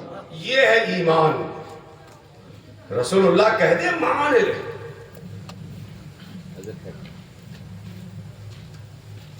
اور اس ایمان کو آج کل ہم لوگ کیا کرتے ہیں، کس کے دل میں کتنا یقین ہے اور وہ کتنا مان رہا ہے وہ خود جانتا ہے، اس کا رب جانتا ہے. آپ کے اندر کتنا یقین ہے ہم نہیں جان سکتے، ہمارے اندر کتنا یقین ہے آپ نہیں جان سکتے. اللہ جانتا ہے، وہ بندہ جانتا ہے کہ وہ کتنا یقین رکھتا ہے کتنے پانی میں. جس کا فیصلہ اللہ جانتا ہے اس کا فیصلہ کرنے کے لیے رات دن ہم فکر کر رہے ہیں، اور جو فیصلہ ہمیں کرنا تھا اس کی ہم کو فرصت نہیں. خیر، سب سے پہلا مرحلہ ہے ایمان. اللہ کا شکر ہے کہ اس نے ہم سب کو ایمان والا بنایا ہے. اللہ تعالیٰ مرتے دم تک ہم سب کو ایمان پہ قائم رہے، کچھ رہے یا رہے پر یہ دعا ہے مولا نزا کے وقت سلامت ہم سب کا ایمان رہے۔ سب سے پہلی تیاری جو قیامت کی ہے وہ ایمان ہے۔ اچھا، اب اس کے بعد دوسرا مرحلہ آتا ہے عمل صالح۔ بہتوں کو تو شیطان ایمان سے روک دیتا ہے، ایمان جب لے آیا تو شیطان عمل صالح سے روک دیتا ہے۔ اسی میں سے ایک یہ بھی ہے کہ ایمان تو لے ہی آئے ہو، اب عمل کرنے کی کیا ضرورت ہے؟ اب بھائی اس کو کام ایمان کے بعد عمل صالح سے روکنا ہے، آپ وہ چاہے جس بہانے سے روکو۔ آپ ایگزام دینے جا رہے تھے، کسی نے جا کے کہا آپ کا دوست آ رہا ہے، کہا کہ نہ ہم ایگزام نہ چھوڑیں گے۔ اس کا مقصد یہ نہیں تھا کہ دوست آ رہا ہے کہ کون آ رہا ہے، مقصد یہ تھا کہ آپ کو ایگزام سے چھڑا دے۔ یہ کہا کہ نہیں، آپ کی بہو، آپ کی بیوی کا بھائی آ رہا ہے، ارے وہ آ رہا ہے تو چھوڑو ہم نہیں جائیں گے ایگزام دینے، بعد میں بھی ایگزام کر لیں گے۔ مقصد اس کا یہ نہیں ہے کہ کس سے روکے، مقصد یہ ہے کہ اس عمل سے روکے۔ ایمان کے بعد شیطان کی کوشش ہوتی ہے کہ اگر ایمان لے آیا تو عمل نہ کرنے دے۔ ایمان کے بعد شیطان کس سے روکتا ہے؟ عمل صالح سے۔ لیکن عمل صالح کہتے کسے ہیں؟ پہلے ڈیفینیشن اس کا سمجھ لیجئے، پھر آپ شیطان کے مرحلے کو سمجھیے گا۔ جو عمل اللہ کے حکم کے مطابق رسول اللہ کی سنت کی روشنی میں اللہ کی خوشی کے لیے کیا جائے اس کو عمل صالح کہتے ہیں۔ کیا ہے عمل صالح کی تعریف؟ اللہ کا حکم ہو، رسول اللہ کی سنت کی روشنی ہو، اور اس روشنی میں اللہ کی خوشی کے لیے کیا جائے تو عمل صالح ہو۔ اللہ کے حکم کو ہو اور رسول اللہ کی سنت کے مطابق کوئی نہ کرے، وہ عمل صالح ہوگا ہی نہیں، عمل ہی نہیں ہوگا، وہ فاسد ہو جائے گا۔ نماز پڑھنی ہے، ایک رکوع ایک رکعت میں ہے لیکن 3 رکوع کرے ایک رکعت میں، ایک رکعت میں 2 سجدہ ہے وہ ایک ہی سجدہ کرے، پڑھ رہا ہے نماز جو اللہ کا حکم ہے مگر سنت کے مطابق نہیں پڑھ رہا ہے، یہ عمل ہی نہیں۔ عمل رسول اللہ کی سنت کے مطابق ہو اور وہ اللہ کی خوشی کے لیے ہو، اللہ کی رضا کے لیے ہو، تب جا کر کے وہ عمل صالح ہوگا۔ ان عمل صالحا ترضا، ہم ایسا عمل کریں جو تجھے خوش کر دے، تو عمل صالح وہی ہوتا ہے جو اللہ کی خوشی کے لیے انجام دیا جاتا ہے۔ شیطان کی کوشش کیا ہوتی ہے کہ پہلے عمل سے روک دو، دوسری کوشش یہ ہوتی ہے کہ عمل کر رہا ہے تو اس کے اندر کوئی ریا داخل کر دو، چرچا داخل کر دو، دکھاوا داخل کر دو، خلوص کم کر دو۔ پہلے تو نماز سے روکے گا، زکات سے روکے گا، حج سے روکے گا، اور نہیں جب آپ ضد کریں گے نہیں ہم کریں گے ہی، تو اب اس کے لیے جو علم چاہیے اس سے روکے گا تاکہ عمل کرے بھی تو غلط کرے۔ علم سیکھ کر کے صحیح کرنے لگے تو اب اس میں ریا دکھا دے گا کہ فلاں دیکھ لے اچھا لگے گا، فلاں ہمارا چرچا کرے، خلوص نہ ہو، دکھاوے کے لیے کرے۔ اور آپ یاد رکھیے قیامت کے دن انسان اسی عمل کا بدلہ اللہ کی بارگاہ میں پائے گا جو عمل انسان اللہ کی خوشی کے لیے کیا ہو۔ اللہ فرماتا ہے وَمَا لِأَحَدٍ عِندَهُ مِن نِعْمَةٍ تُجْزَىٰ إِلَّا ابْتِغَاءَ وَجْهِ رَبِّهِ الْأَعْلَىٰ، اس کی بارگاہ میں کسی کے لیے کوئی نعمت نہ ہوگی جس کا وہ بدلہ پا سکے سوائے وہ عمل کے جس کو بندہ اللہ کی خوشی کے لیے کیا ہوگا۔ وَلَسَوْفَ يَرْضَىٰ، اور جو اللہ کی خوشی کے لیے کرے گا اللہ اتنا عطا کرے گا کہ وہ خوش ہو جائے گا۔ تو عمل صالح ہو، اللہ کی خوشی کے لیے ہو، یہ دوسرا مرحلہ ہوا قیامت کی تیاری۔ اچھا، اب اس کے بعد تیسری چیز یہ ہوتی ہے کہ عمل ہو گیا، صالح بھی ہو گیا، تو اب شیطان کا تیسرا مرحلہ یہ ہوتا ہے کہ جو آپ عمل خلوص کے ساتھ کر کے ثواب کمائے ہیں اس ثواب کو وہ آپ کے اندر سے ہیک کر لے، آپ کا اکاؤنٹ جیسے کہ ہیکر ہیک کرتا ہے ویسے۔ تو پہلے تو شیطان عمل سے روکتا ہے، دوسرے نمبر پہ اس میں ریا داخل کر دیتا ہے تو خلوص سے روکتا ہے، تیسرے نمبر پر مخلص ہو کے کوئی کام اللہ کے لیے کر لیے، 2 رکعت نماز خلوص سے اللہ کے لیے پڑھ لیے، ثواب آپ کو مل گیا، تو شیطان یہ چاہتا ہے کہ جو ثواب یہ کما لیا ہے مرنے سے پہلے اس کو ضائع کر، یہ اس کی کوشش ہوتی ہے۔ آپ مجھے بتائیں کہ ایک آدمی ہے ڈیلی 500 روپے کماتا ہے، مہینے کا کتنا ہو گیا اس کا؟ 15,000۔ 15,000 میں وہ 10,000 میں اپنے گھر کی ساری ضرورت پوری کر لیتا ہے اور کسی طرح سے 5,000 پر منتھ بچا لیتا ہے، تو سال میں کتنا بیلنس اس کے پاس جمع ہو جائے گا؟ 12 × 5 = 60,000 بیلنس ہو گیا اس کے پاس، ایک مشت پیسہ۔ اسی کے ساتھ اس کا دوسرا بھائی ڈیلی 1000 کما رہا ہے، تو پر منتھ کتنا ہو گیا اس کا 30,000، اور وہ ڈیلی 1000 کما کر کے 1500 ڈیلی خرچ کر رہا ہے، تو سال بھر میں اس کا کتنا قرضہ چڑھ جائے گا 60,000۔ ایک 10,000 کمایا اور بچایا تو سال میں 60,000 کا بیلنس بن گیا، دوسرا اس سے زیادہ کمایا مگر بچایا نہیں تو سال میں اس پہ بیلنس چڑھ گیا، قرض دار ہو گیا۔ تو نیکی کرنا ہے تو اہم، مگر اس کے ساتھ ساتھ جو نیکی آپ کماتے ہیں اسے بچانا اس سے بھی کہیں زیادہ اہم ہے، ورنہ شیطان کی کوشش ہوتی ہے کہ جو نیکی آپ نے حاصل کی وہ آپ کے مرنے تک اس نیکی کو ضائع کر دے، آپ کے اکاؤنٹ کو خالی کر دے۔ یہ شیطان کی کوشش ہوتی ہے کرنے کے بعد۔ بے شک کر لیا عمل صالح، آ گئی نیکی آپ کے نام اعمال میں، تو اب شیطان کا تیسرا حربہ کیا ہوتا ہے کہ ان نیکیوں کو ضائع کرے۔ اچھا نیکی ضائع کیسے ہوتی ہے؟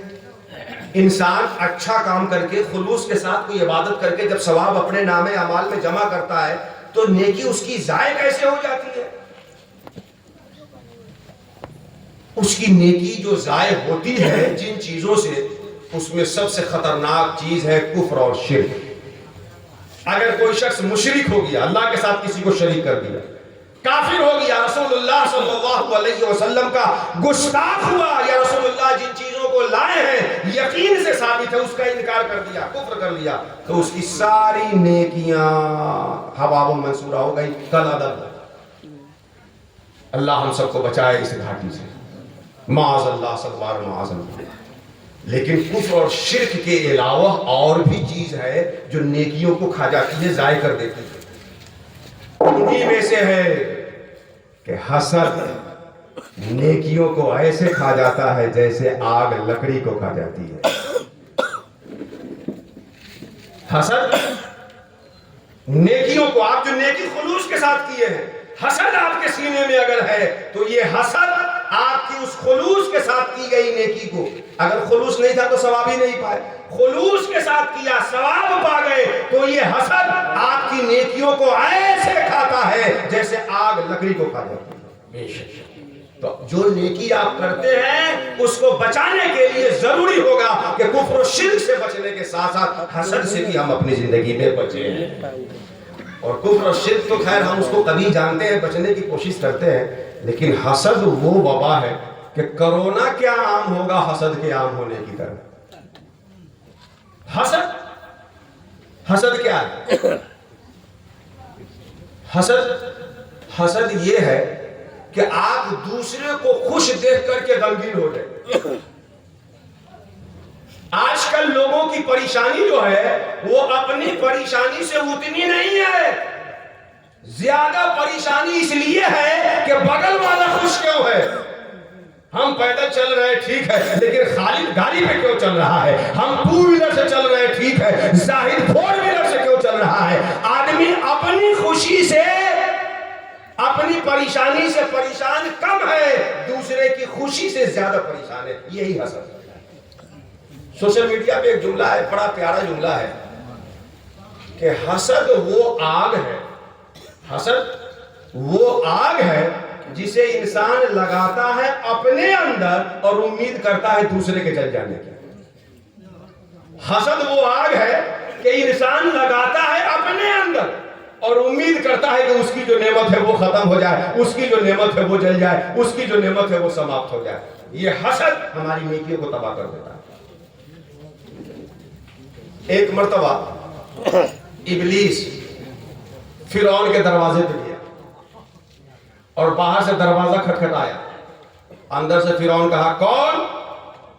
تو ابلیس مذاق کرتے ہوئے کہا کہ رب بنے بیٹھے ہو اور پتہ نہیں کہ کون دروازہ کھٹکھٹا رہا ہے۔ خیر فرعون نے دروازہ کھولا۔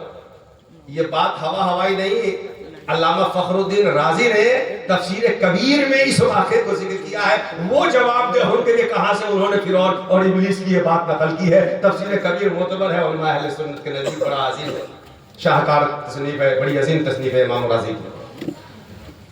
فرعون دروازہ کھولا، ابلیس اندر داخل ہوا، بیٹھا، فرعون اور ابلیس میں بات ہونے لگی۔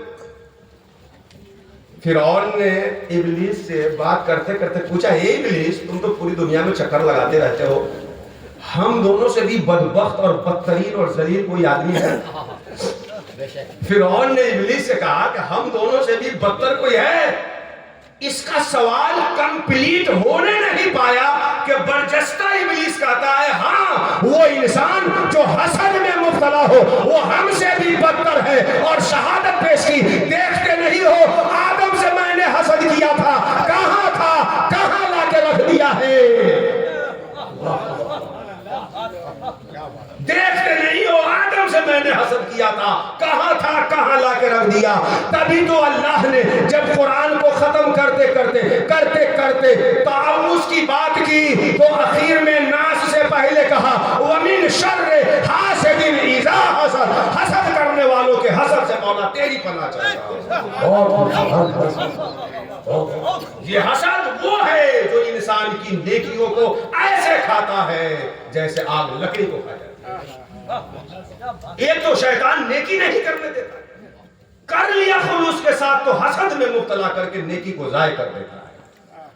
اچھا اب اس حسد کا علاج کیا ہے؟ اس حسد کا علاج کیا ہے؟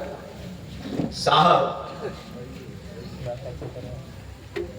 کل میں نے جو گفتگو کی تھی نا اخلاق پہ آ کر رک گئی تھی بات، اب اس سے اس کو جوڑ لیجئے گا تو بات خوب سمجھ میں آ جائے گی۔ حسد کا علاج کیا ہے؟ آج حسد تو اتنا عام ہو گیا ہوا ہے کہ ہم تقریر کر رہے ہیں، ہمارے بعد اگر تقریر ہوئی اور آپ نے زیادہ واہ واہ سبحان اللہ کہہ دیا تو اب ہو گئے صاحب میں۔ تقریر کرنے کے بعد جب قیام گاہ پہ جائیں گے تو ہم اس کو گھوڑ کے دیکھیں گے اور وہ ہم کو موڑ کے دیکھے گا، یہ کہاں سے آ گیا؟ ہمارا تو مارکیٹیں نہیں بننے دیا اس نے۔ یہ نعت پڑھے ان کے بعد کوئی بہترین نعت پڑھ دے اور زیادہ نظرانہ پا جائے، لے صاحب شروع۔ میں علماء ربانی ان کی اور ثنا خان حبیب کبریا اور عاشقان رسول جو صحیح معنی میں ہیں ان کی بات نہیں کرتا، لیکن جنہوں نے حسد کو اپنا اوڑھنا بچھونا بنا لیا ان کی اصلاح بھی ضروری سمجھتا ہوں، اسی لیے یہ بات کہہ رہا ہوں۔ آپ مدرسہ چلا رہے ہیں، بغل میں ایک اور مدرسہ کھل گیا، لیجئے صاحب۔ ارے اگر مدرسہ ہم نے اس لیے کھولا کہ اللہ کا دین غالب آ جائے تو ہم اکیلے تھے، ایک آدمی اور آ گیا، اس میں تو خوش ہونا چاہیے، جلن کی کیا بات ہے؟ ہم جلسہ کیے، اب اگلے دن اس کے اپوزٹ میں جلسہ ہوگا، ارے تم 12 بجے کیے ہو تو ہم 2 بجے تک کریں۔ حسد کا علاج کیا ہے؟ میں نے کہا تھا ذرا یہ تھیوری سمجھیے، آپ بہت اطمینان سے سن رہے ہیں اس لیے میں سنا رہا ہوں، ورنہ اتنی باریک گفتگو جلسوں میں نہیں کی جاتی۔ حسد کا جڑ پکڑیے آپ، جب تک جڑ کو نہیں اکھاڑیں گے اوپر سے کاٹتے جائیں گے نیچے سے پنپتا جائے گا۔ سب سے پہلی چیز ہے کہ آدمی اپنے کو دوسرے سے بہتر سمجھتا ہے، جب بہتر سمجھتا ہے تو اس کے پیٹ سے حسد پیدا ہوتا ہے، اور جب حسد پیدا ہوتا ہے تو وہ ابلیس کا شاگرد ہو کر اس کے ساتھ واسطے جہنم ہوتا ہے۔ آپ جب خود سب سے کمتر جانیں گے تو حسد آئے گا ہی نہیں۔ تو سب سے پہلے عجب ہوتا ہے، کیا ہوتا ہے؟ عجب یہ ہے کہ اپنا کمال دیکھنا، خود بھی نہیں جس کو بولتے اپنا کمال، ارے ہم خطیب خصوصی ہیں، ارے ہم مفتی صاحب ہیں، ارے کوئی مفتی صاحب اس میں، اب اندر کھلے رہے، ایک ٹائر میں زیادہ ہوا کس دیا تھا وہ چکنے لگے۔ اپنی خوبی دیکھیں گے یہ ہے عجب، جب اپنی خوبی دیکھیں گے تو کبر پیدا ہوگا، ارے ہمارے اندر یہ کمال ہے، اب کبر آئے، اور کبر سے حسد پیدا ہوتا ہے۔ تو پہلے خوبی دیکھتا ہے، اس سے کبر جنم لیتا ہے، پھر اس سے حسد جنم لیتا ہے۔ بزرگوں نے کتنی پیاری دوا تجویز کی ہے کہ دیکھنا ہے تو اپنی خامی دیکھو، اپنا عیب دیکھو، اپنا نقص دیکھو، جب نقص دیکھو گے تو عاجزی آئے گی، جب عاجزی آئے گی تو حسد نہیں آئے گا۔ کبر شیطان کی صفت ہے، عاجزی رحمان کے بندوں کی صفت ہے۔ کبر شیطان کی صفت ہے اور عاجزی عباد الرحمان کی صفت ہے۔ پہلے اپنا کمال دکھاتا ہے، پھر کبر دکھاتا ہے، پھر حسد پیدا کر دیتا ہے۔ जब आप खुद ही सबसे कमतर जानेंगे, अरे हम सबसे कमतर हैं इस महल्ले में, इस मजमे में जितने हैं सब हमसे अच्छे हैं, तो हसद होगा ही नहीं। हसद कब आएगा? जब आप बेहतर समझेंगे। अरे और कोई नेमत आपको न मिले दूसरे को मिल जाए। मैं एक मिसाल देता हूं। आप सब लोग बैठे हैं इस जलसे में, आप लोग भी कुर्सी पे बैठे हैं, मैं भी कुर्सी पे बैठा हूं, लेकिन आप लोगों को जो कुर्सी मिली है उससे अच्छी कुर्सी हमें मिली है ना? बोलिए ना, अच्छी नहीं है, तो आपको हसद हो रहा है। वाह भाई ये राकीन साहब, अरे दावत दिए हमको और एक पर्दा भी कुर्सी पे न लगाए थे, ऐसे ही बैठा दिए, और एक अजनबी आदमी जो पहली बार आया था उसको इतना बढ़िया सोफा। अरे आया हसद आपको? नहीं आया। क्यों नहीं आया? क्योंकि आप अपने आप को आजिज समझ रहे हैं। अरे मुफ्ती साहब आए, अल्लामा साहब आए, अल्लाह रसूल की बात बयान कर रहे हैं, हमारे आका की बात बता रहे हैं, वो तो इस लायक है कि उनको अच्छी कुर्सी मिले, उनको फूल का हार पहनाया जाए। जब आप कमतर समझ रहे हैं, सामने वाले को बेहतर समझ रहे हैं, उसे एक नेमत मिल रही है, आपको हसद नहीं हो रहा है, लेकिन यही कुर्सी आपको न मिले, आपके बगल में बैठने वाले खालिद भाई को मिल जाए, कामिल भाई को मिल जाए, राशिद भाई को मिल जाए, अब हसद होने लगेगा। अरे रसूलपुर वालों, ये कौन सी नाइंसाफी? वो भी सुनने आया था, मैं भी सुनने आया था, उसे तुमने सोफा दिया, मुझे तुमने प्लास्टिक दिया। जब बेहतर समझेंगे खुद को, हसद पैदा होगा, और जब कमतर समझेंगे तो कभी हसद पैदा नहीं होगा। हमारे शेख अबू सईद अदामुल्लाह ज़िल्लहु अलैना कहते हैं, किब्र से ही पैदा होता है हसद, किब्र से ही पैदा होता है हसद, और हसद का पूछ मत अंजामे पर मुअल्लमुल मलकूत जैसा बाखुदा, बस हसद ही के सबब रुसवा हुआ। जो हसद से पाक हो वो आदमी जन्नती है, जन्नती है, जन्नती। जो हसद से पाक हो वो आदमी जन्नती है, जन्नती है, जन्नती।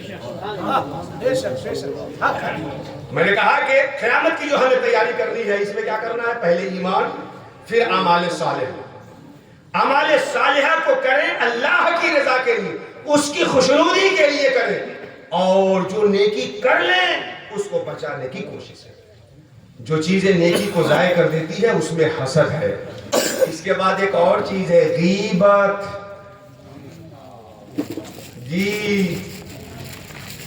हसद के बाद और कौन है? गीबत। गीबत जानते हैं किसे?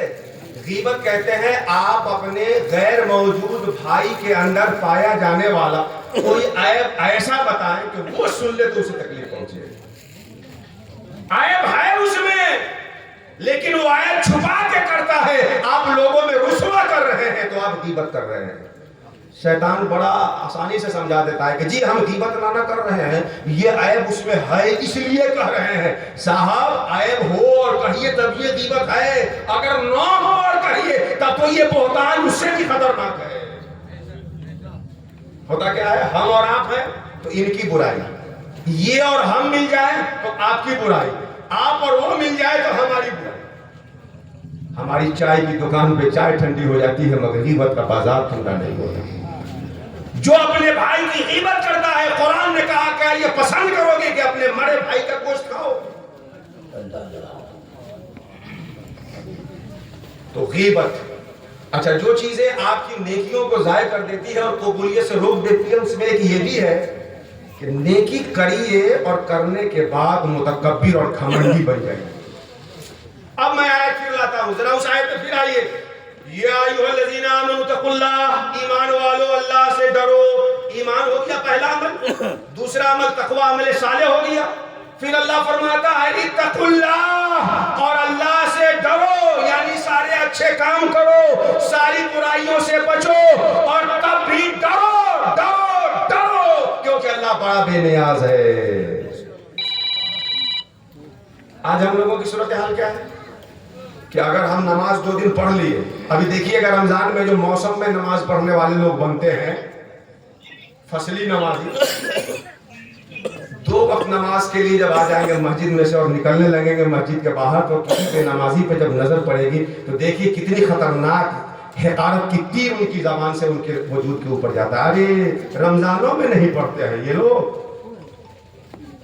امام غزالی رحمۃ اللہ تعالی علیہ نے احیاء العلوم میں فرمایا ہے کہ آنکھ سے ہونے والے دو خطرناک جو گناہ ہیں ان میں ایک ہے کسی کی بہن بیٹی کو حرام نظروں سے دیکھنا. آنکھ سے ہونے والے گناہوں میں سب سے خطرناک غیر محرم کو نظر حرام ڈالنا، اور اس کے بعد آنکھ کا دوسرا سب سے خطرناک گناہ ہے کسی مسلمان بھائی کو ذلت بھری نظروں سے دیکھنا، حقارت کی نظروں سے دیکھنا. کتنا اس میں آج ہم مبتلا ہیں. ہم حج کر کے آ گئے تو حاجی جو نہیں ہے ان کو ہم حقارت کی نظروں سے دیکھ کے زکات دے دیتے ہیں، تو جنہوں نے نہیں دیا انہیں حقارت کی نظروں سے دیکھتے ہیں. نماز کے لیے آ گئے تو بے نمازی کو حقارت کی نظروں سے دیکھتے ہیں. ارے ٹھیک ہے جو بے نمازی ہے اللہ کی عذاب کا مستحق ہے، مگر تیری نماز نے تجھے ہرگز یہ حق نہ دیا کہ اللہ کے بندوں کو گری نظروں سے دیکھو. اللہ تمہاری اس نماز کو قبول کرے گا تب نہ اجر پاؤ گے. لیکن کچھ لوگ بڑا چلاک ہوتے ہیں. ایک واقعہ میں بتاؤں، حضرت امام جعفر صادق ان کے سامنے ایک وائس کا تذکرہ آیا، ایک وائس کا تذکرہ آیا، مقرر کا تذکرہ آیا کہ جی بہت شاندار تقریر کرتے ہیں. اچھا آگے چلو. گیا دیکھا مجمع لگا ہوا ہے اور شاندار فصاحت و بلاغت سے لبریز، جیسے لگ رہا ہے کہ لبوں سے پھول جھڑ رہے ہیں. بڑی شاندار، لوگوں کے دل زبان کی کینچی سے قطر رہا. تقریر ختم ہوئی، وائز جب جانے لگا جعفر صادق اس کے پیچھے پیچھے چلتے ہیں کہ ذرا دیکھیں اس کی کیا حقیقت ہے، کتنے پانی میں ہے. دیکھتے کیا ہے جعفر صادق کہ وہ مقرر صاحب جب تقریر کر کے آگے بڑھے ایک شخص کا کچھ درہم رکھا تھا، پیسہ رکھا تھا، اس میں سے انہوں نے 10 درہم چرائے. 10 درہم دیکھا کوئی نہیں بیٹھا ہے، چپکے سے ہاتھ مارا، جیب میں ڈالا، چلتے ہوئے نہیں. جعفر صادق کی تیز نظر نے دیکھ لی. گئے جعفر صادق. اللہ والے جب اصلاح کرتے ہیں تو مجمع کے سامنے کسی کو ذلیل کر کے اصلاح نہیں کرتے. آج تو ہمارے اصلاح کا طریقہ بھی بڑا نرالا ہے. ہم یوں اصلاح کرتے ہیں کہ مجمع میں سب کے سامنے نام لے کے کھڑا کرتے ہیں. اللہ کے رسول کا پیارا طریقہ ہے کہ جب کسی کی اصلاح کرنی ہوتی تو بخاری میں کئی مقامات ایسے ہیں سرکار فرماتے ما بالو اقوام، ایسے لوگوں کا کیا حال ہے، ایسے لوگوں کا کیا حال ہے. نام لے کے رسوا نہیں کرتے، اور آج ہم مجمع میں نام لے کے رسوا کرتے ہیں اور سوچتے ہیں کہ اس کی اصلاح کر لیں گے. یہ خیال لستو محال لستو جنون، یہ پاگل پنی اور کچھ نہیں ہے. اگر آپ کو اصلاح کرنا ہے تو آئینہ بن جائیے، لوگ اصلاح قبول کر لیں گے. آئینہ کو دیکھا ہے کبھی آپ نے کیسے اصلاح کرتا ہے؟ آئینہ کے اوپر تو میری ایک مستقل تقریر ہی ہے، اگر میں وہ تقریر کروں تو اس موضوع کا حق چھوٹ جائے گا.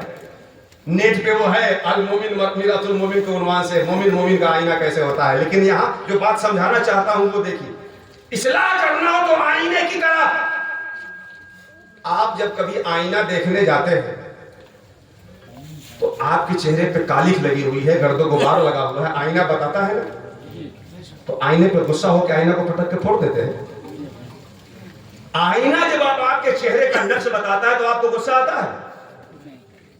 آئینہ جب آپ کے چہرے کا نقش بتاتا ہے تو آپ کو غصہ نہیں آتا. آئینہ کا شکر ادا کرتے ہیں اور جا کے اپنا چہرہ صاف کرتے ہیں. اصلاح کا طریقہ یہ ہے کہ آپ کسی کے سامنے اصلاح کریں تو ایسے اصلاح کریں کہ اس کی عزت نفس کو ٹھیس نہ پہنچائے، آپ کی بات اس کے دل میں اتر جائے، اس کی زندگی کا قبلہ چینج ہو جائے. آئینے کی طرح اصلاح کیجیے. آئینہ کے سامنے جائیے، آئینہ عیب دکھا رہا ہے اور آپ اس کو اپنے گھر میں رکھے ہوئے اس سے پیار اور محبت کر رہے ہیں. اچھا آئینہ جب اصلاح کرتا ہے تو آپ یہ بتائیے کہ یہ دیکھ کے کرتا ہے کہ نہ یہ کلوا ہے، ارے یہ بھجن ہے، یہ للن ہے، یہ 200 روپیہ کمانے والے ہیں، ان کا عیب دکھا دو، اور یہ تو سیٹ صاحب ہے، ارے باپ رے باپ، ان کا عیب بتا دو گے تب تو مدرسے کا چندہ ہی بند کر دیں گے. آئینہ کبھی ایسا کرتا ہے؟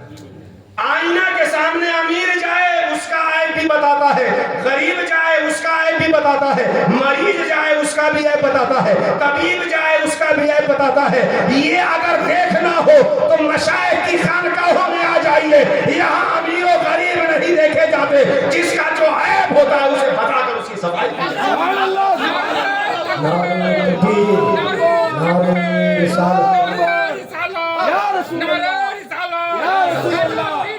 کانفرنس، پیر مجیب کانفرنس۔ اچھا، جب آئینہ کے پاس جب کوئی جاتا ہے اصلاح کے لیے تو یہ مجھے بتائیے، آئینہ یہ کہتا ہے کہ نہ ہم راجہ مہاراجہ کا چہرہ تو دکھائیں گے، غریب کا نہ دکھائیں گے، کہتا ہے؟ آج کل کچھ لوگوں کو اسی لیے پیٹ میں درد ہونے لگتا ہے کہ ارے فلاں خانقاہ میں تو فلاں بھی جاتا ہے، فلاں بھی جاتا ہے، فلاں بھی جاتا ہے، فلاں بھی جاتا ہے۔ ارے صاحبو، یہ خانقاہیں کنواں نہیں ہے کہ کوئی گر کر کے اس کو نجس کر دے، یہ تو آب روا ہے، نجس آئے گا تو پاک ہو جائے گا۔ اس لیے خانقاہوں میں فلاں بھی آتا ہے، فلاں بھی آتا ہے، فلاں بھی آتا ہے، اپنے حصے کی سعادت لے کے جاتا ہے۔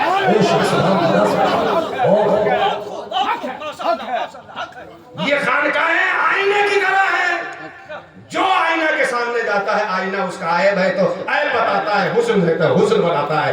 آئینہ کے سامنے دلہن بھی جاتی ہے اور آئینہ اس کا حسن بتاتا ہے۔ آئینہ کے سامنے چرواہا بھی جاتا ہے، آئینہ اس کا قبر بتاتا ہے۔ یہ آئینہ تو میں بھٹک کے آ گیا تھا، اس لیے تھوڑا سا چاشنی اس میں سے آپ کو دے دی، ورنہ مستقل موضوع آئینے پہ صرف نہیں ہے۔ خیر، میں بات یہ کر رہا تھا کہ المومن میراث المومن، اصلاح اگر ہمیں کسی کی کرنی ہے تو آئینے کی طرح کرے۔ حضرت جعفر صادق آگے بڑھتے ہیں، وہ چور کی اصلاح کرتے ہیں، سب کے سامنے ذلیل نہیں کرتے، اکیلے میں جاتے ہیں، کہتے ہیں خطیب صاحب تقریر تو آپ کی بڑی اچھی تھی، دل کو چھو لینے والی تھی، لیکن راستے میں وہ کیا کیا جو آپ نے کیا؟ تقریر تو بڑی اچھی تھی لیکن 10 درہم جو چرایا وہ کیوں؟ اب وہ جعفر صادق کو دین سمجھانے لگا۔ وہ جعفر جن کی صحبت میں امام اعظم 2 سال رہ جائیں تو ان کی زندگی کامیاب ہو جائے۔ لولا سنتان لہلک النعمان، 2 سال اگر امام اعظم کہتے ہیں جعفر صادق کی صحبت میں نہ رہتا تو ہلاک ہو گیا ہوتا، ان کو وہ وائز دین سمجھا رہا ہے۔ آج یہی حقیقت سامنے ہے کہ جن کے مدرسے کے قیام کے ابھی جمعہ 8 دن نہیں ہوا ہے، وہ 500 سالہ پرانی خانقاہ کی روایتوں پہ سوال اٹھا رہے ہیں۔ نعرہ تکبیر، نعرہ پیر مجیب کانفرنس، خانقاہ مجیبیہ۔ لیکن صاحب جب سعادت چھن جاتی ہے تو آدمی بے شرم ہو جاتا ہے، اور بے حیا باش ہر چے خاہر کن، بے حیا ہو جانے کے بعد جو چاہو وہ کرو پھر۔ خیر، جعفر صادق اس کو تنہائی میں کہتے ہیں کہ ٹھیک ہے، یہ کیا کیا تم نے؟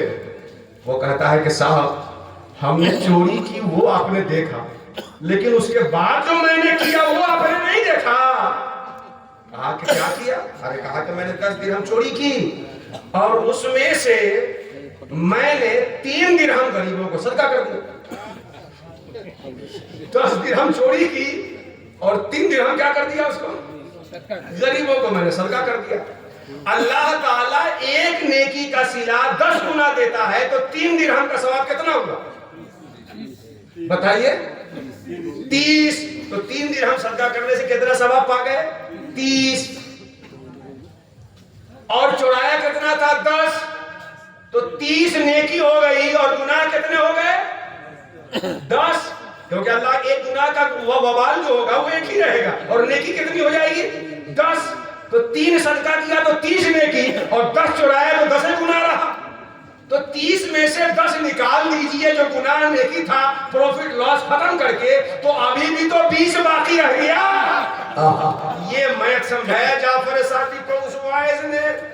اب جعفر صادق کو جلال آیا اور کہا اے نادان، تو نے یہ پڑھ لیا کہ نیکی کا بدلہ اللہ 10 گنا دیتا ہے، اور اسی قرآن میں جو تھا یہ نہ ملا کہ انما یتقبل اللہ من المتقین، اللہ قبول متقیوں سے کرتا ہے۔ جب اللہ قبول کرے گا تب تو نیکی دے گا۔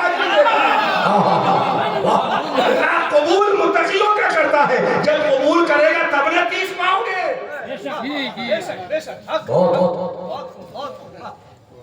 جب قبول اللہ کرے گا تب نفع ہوگے۔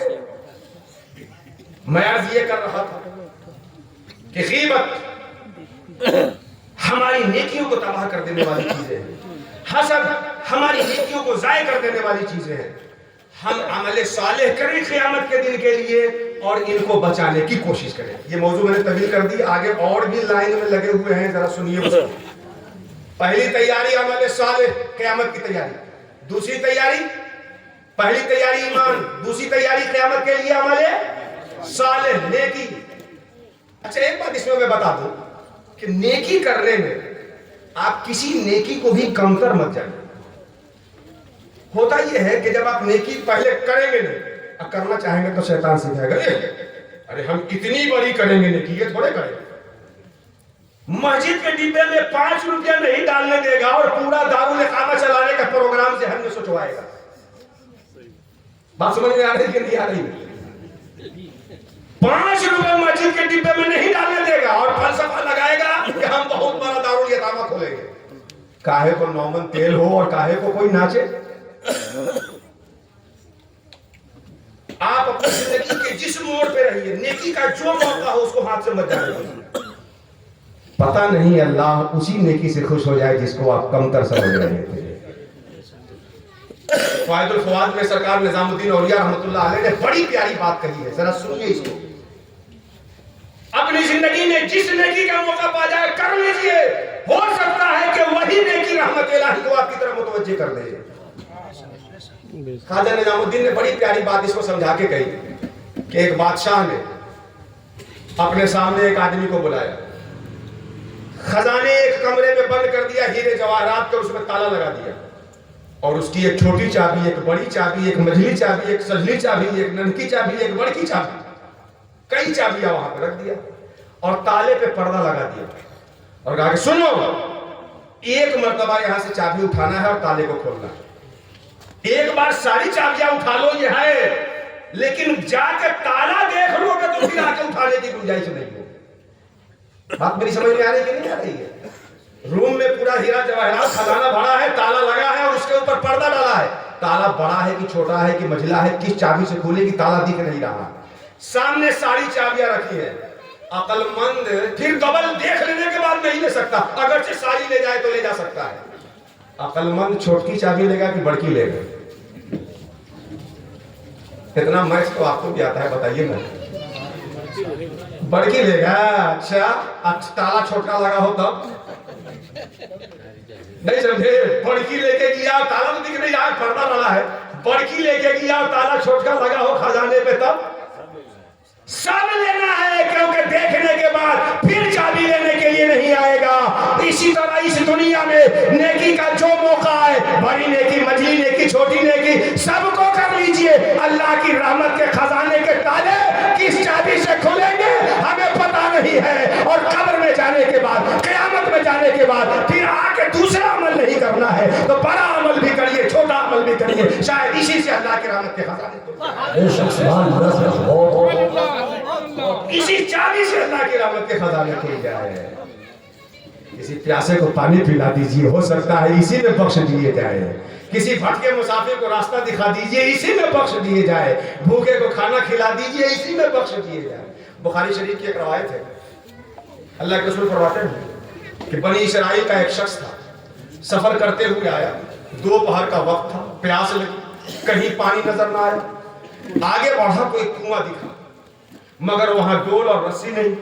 یہ ہمارے جو چھوٹے چھوٹے بچے ہیں ان کو تو کنواں سمجھانا خود ایک معمہ ہو جائے گا, لیکن ہمارے سامنے جو پکے داڑھی والے بڑے نوجوان ہیں, یہ لوگ کنواں سمجھ سکتے ہیں, وہ بچوں کو سمجھا دیں گے. ڈول نہیں, رسی نہیں, پیاس بہت لگی, کیا کرے بھائی, مرتا کیا نہیں کرتا. سوچا کہ پیاس سے مر رہے ہیں تو کنویں ہی میں گر کے مرے. وہ کنویں میں اس کی اینٹوں کے سہارے سے اترتے اترتے اترتے اترتے پانی کے پاس گیا, پی کے سیراب ہو گیا. نکلا, کنویں سے 2-4 قدم آگے بڑھا تھا کہ ایک کتے پہ نظر پڑی, اور وہ کتا پیاس کی شدت سے اپنی زبان باہر نکال کر کیچڑ چاٹ رہا تھا. جیسے ہی اس کتے پہ نظر پڑی, اندر گھنٹی بج گئی. جیسے ہی اس پیاسے کتے پہ نظر پڑی, اندر کی گھنٹی بجی. یار جیسے تم پیاس سے تڑپ رہے تھے, یہی حالت تو اس کتے کی بھی ہوگی نا جو کیچڑ چاٹ رہا تھا. کبھی بھول کر کسی سے نہ کرو سلوک ایسا کہ جو تیرے ساتھ کرتا تجھے ناگوار ہوتا. अल्लाह के रसूल फरमाते हैं कि तुम में कोई भी कामिल ईमान वाला उस वक्त तक नहीं हो सकता जब तक अपने लिए जो पसंद करता है वही अपने भाई के लिए पसंद करने वाला ना हो जाए। आज अजीब मेयार बना दिया लोगों ने। आपके उस्ताद का खुतबा गाएं तो बड़ा अच्छा लगे और हमारे उस्ताद का नाम आ जाए तो मुंह बना लीजिए। आपके पीर का नाम आए तो बड़ा अच्छा लगे और हम अपने पीरों का नाम ले लें तो पेट में दर्द हो जाए। साहब, जो आप अपने लिए पसंद करते हो हमें भी हक दो ना अपने उस्ताद और पीर का तस्करा करें। उसने सोचा कि जैसे मैं परेशान था वही हाल तो उसका भी होगा।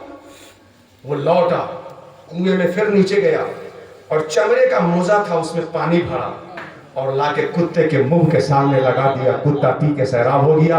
अल्लाह के रसूल फरमाते हैं कि उसकी ये अदा अल्लाह को इतनी अच्छी लगी कि उसने जिंदगी के सारे खताओं को उसके माफ फरमाया।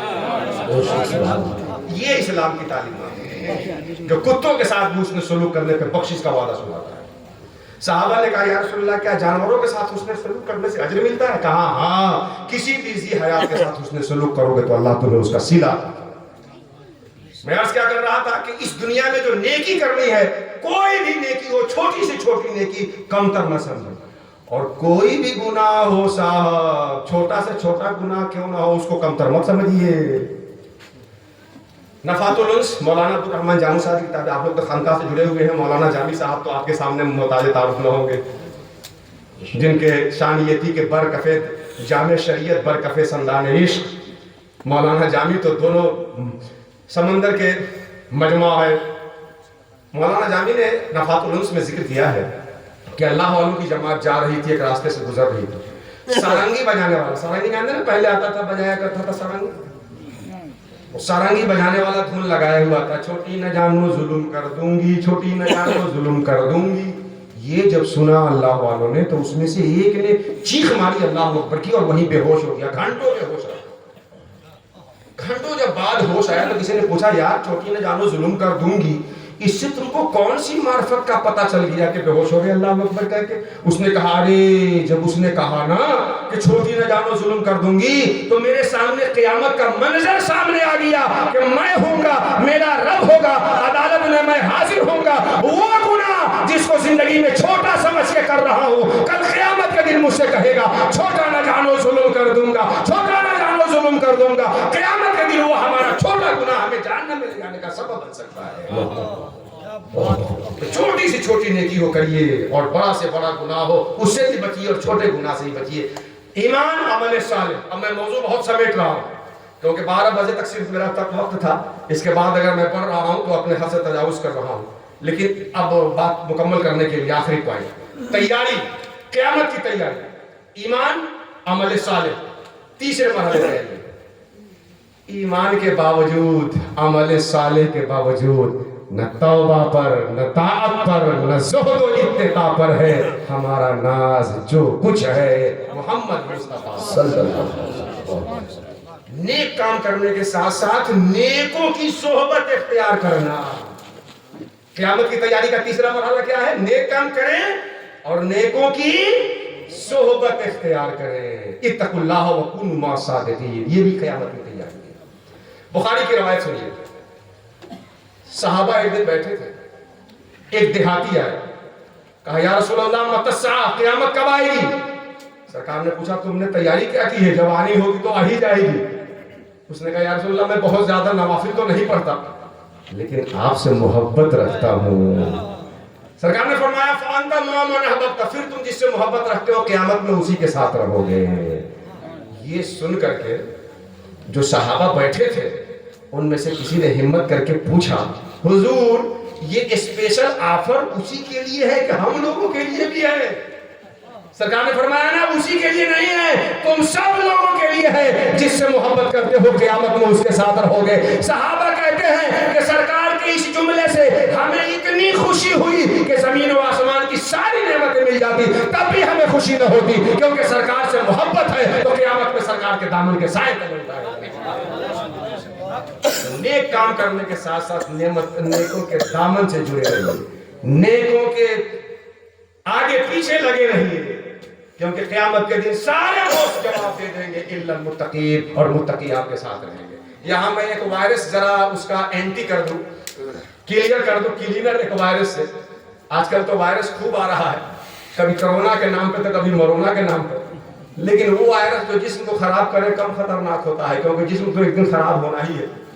जब ये शिराज़ हस्ती है बिखरने के लिए, आज ही क्यों ना तेरे हाथों से बर्बाद रहे, ये तो बिखरना है।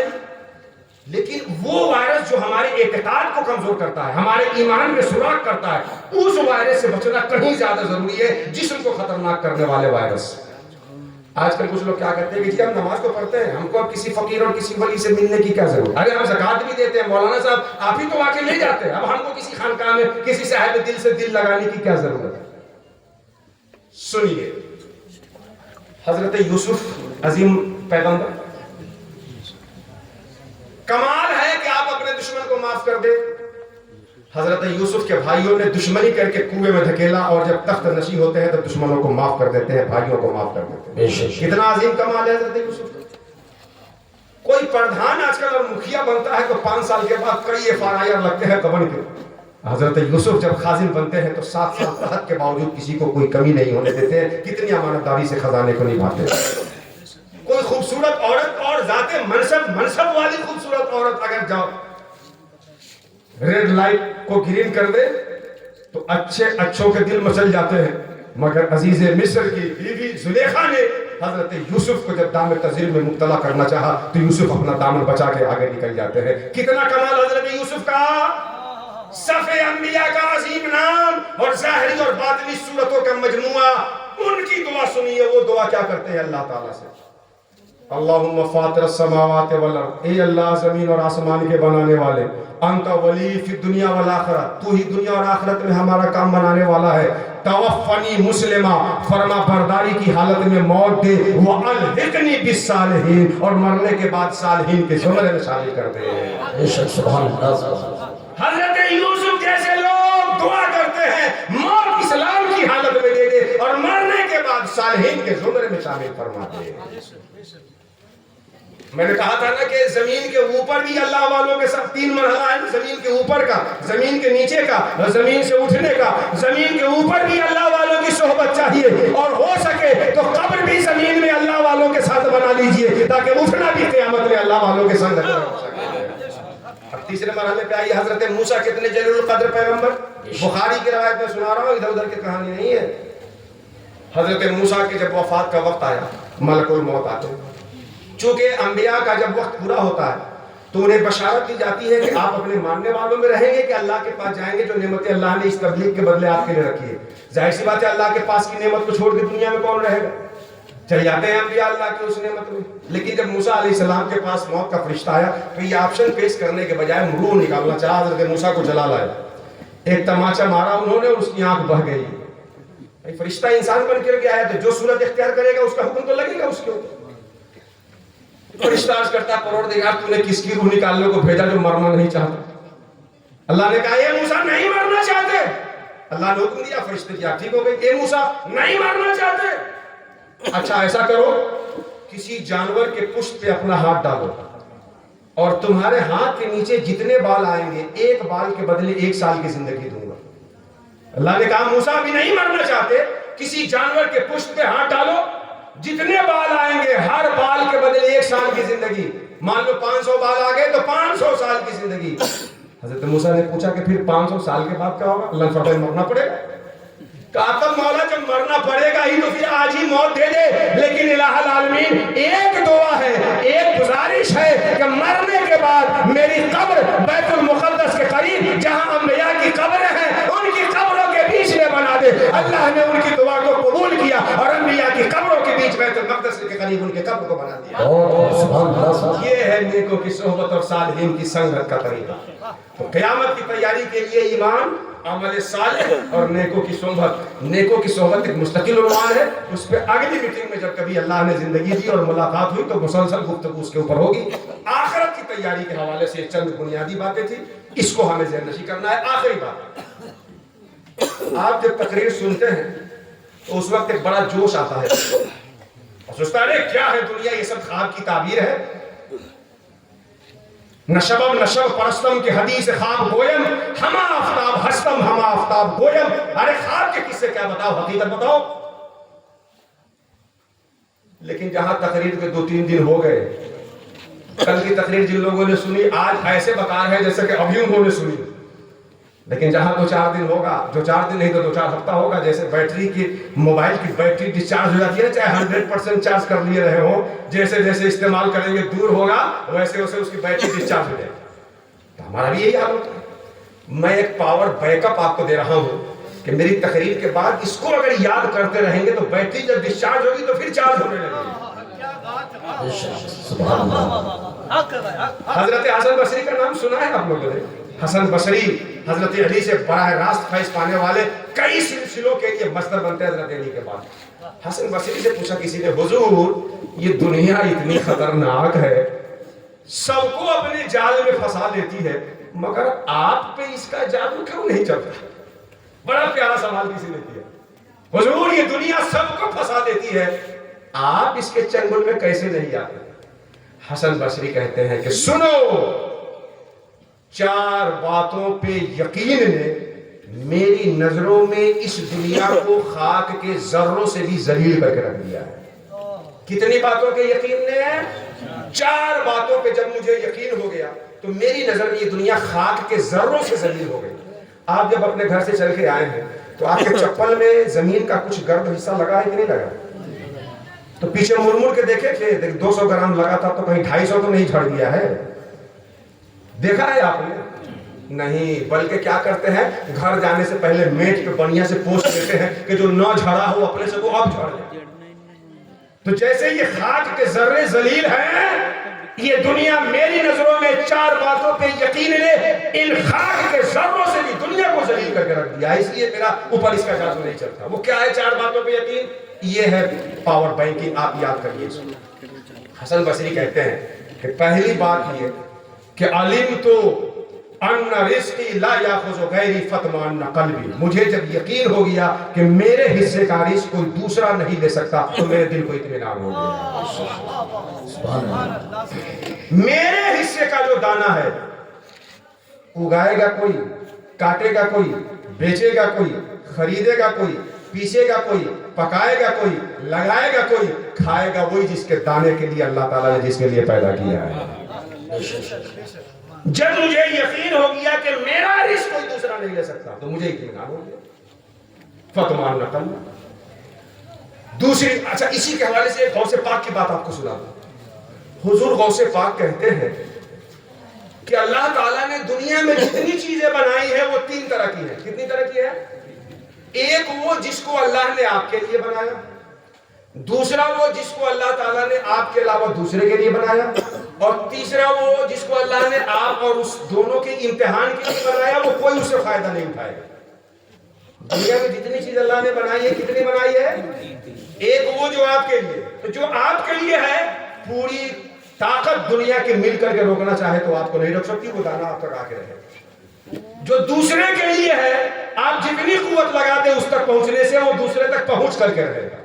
آج جو کسی کے لیے نہیں ہے وہ کسی کو نہیں ملے گا۔ اللہ اسے امتحان لیتا ہے کہ اس کو پانے میں کون حلال حرام کرتا ہے، کون جائز ناجائز کرتا ہے، کون دودھ میں پانی ملاتا ہے، کون وزن کرنے میں کمی کرتا ہے، کون کام کرنے میں دہ چوری کرتا ہے۔ وہ جو اللہ نے بنایا ہے وہ امتحان کے لیے کہ کون اس کے لیے میرے حق کو تجاوز کرتا ہے اور کون میرے حکم پہ قائم رہ کر بندگی کا ثبوت پیش کرتا ہے۔ جو آپ کے لیے وہ آپ کے پاس آ جائے۔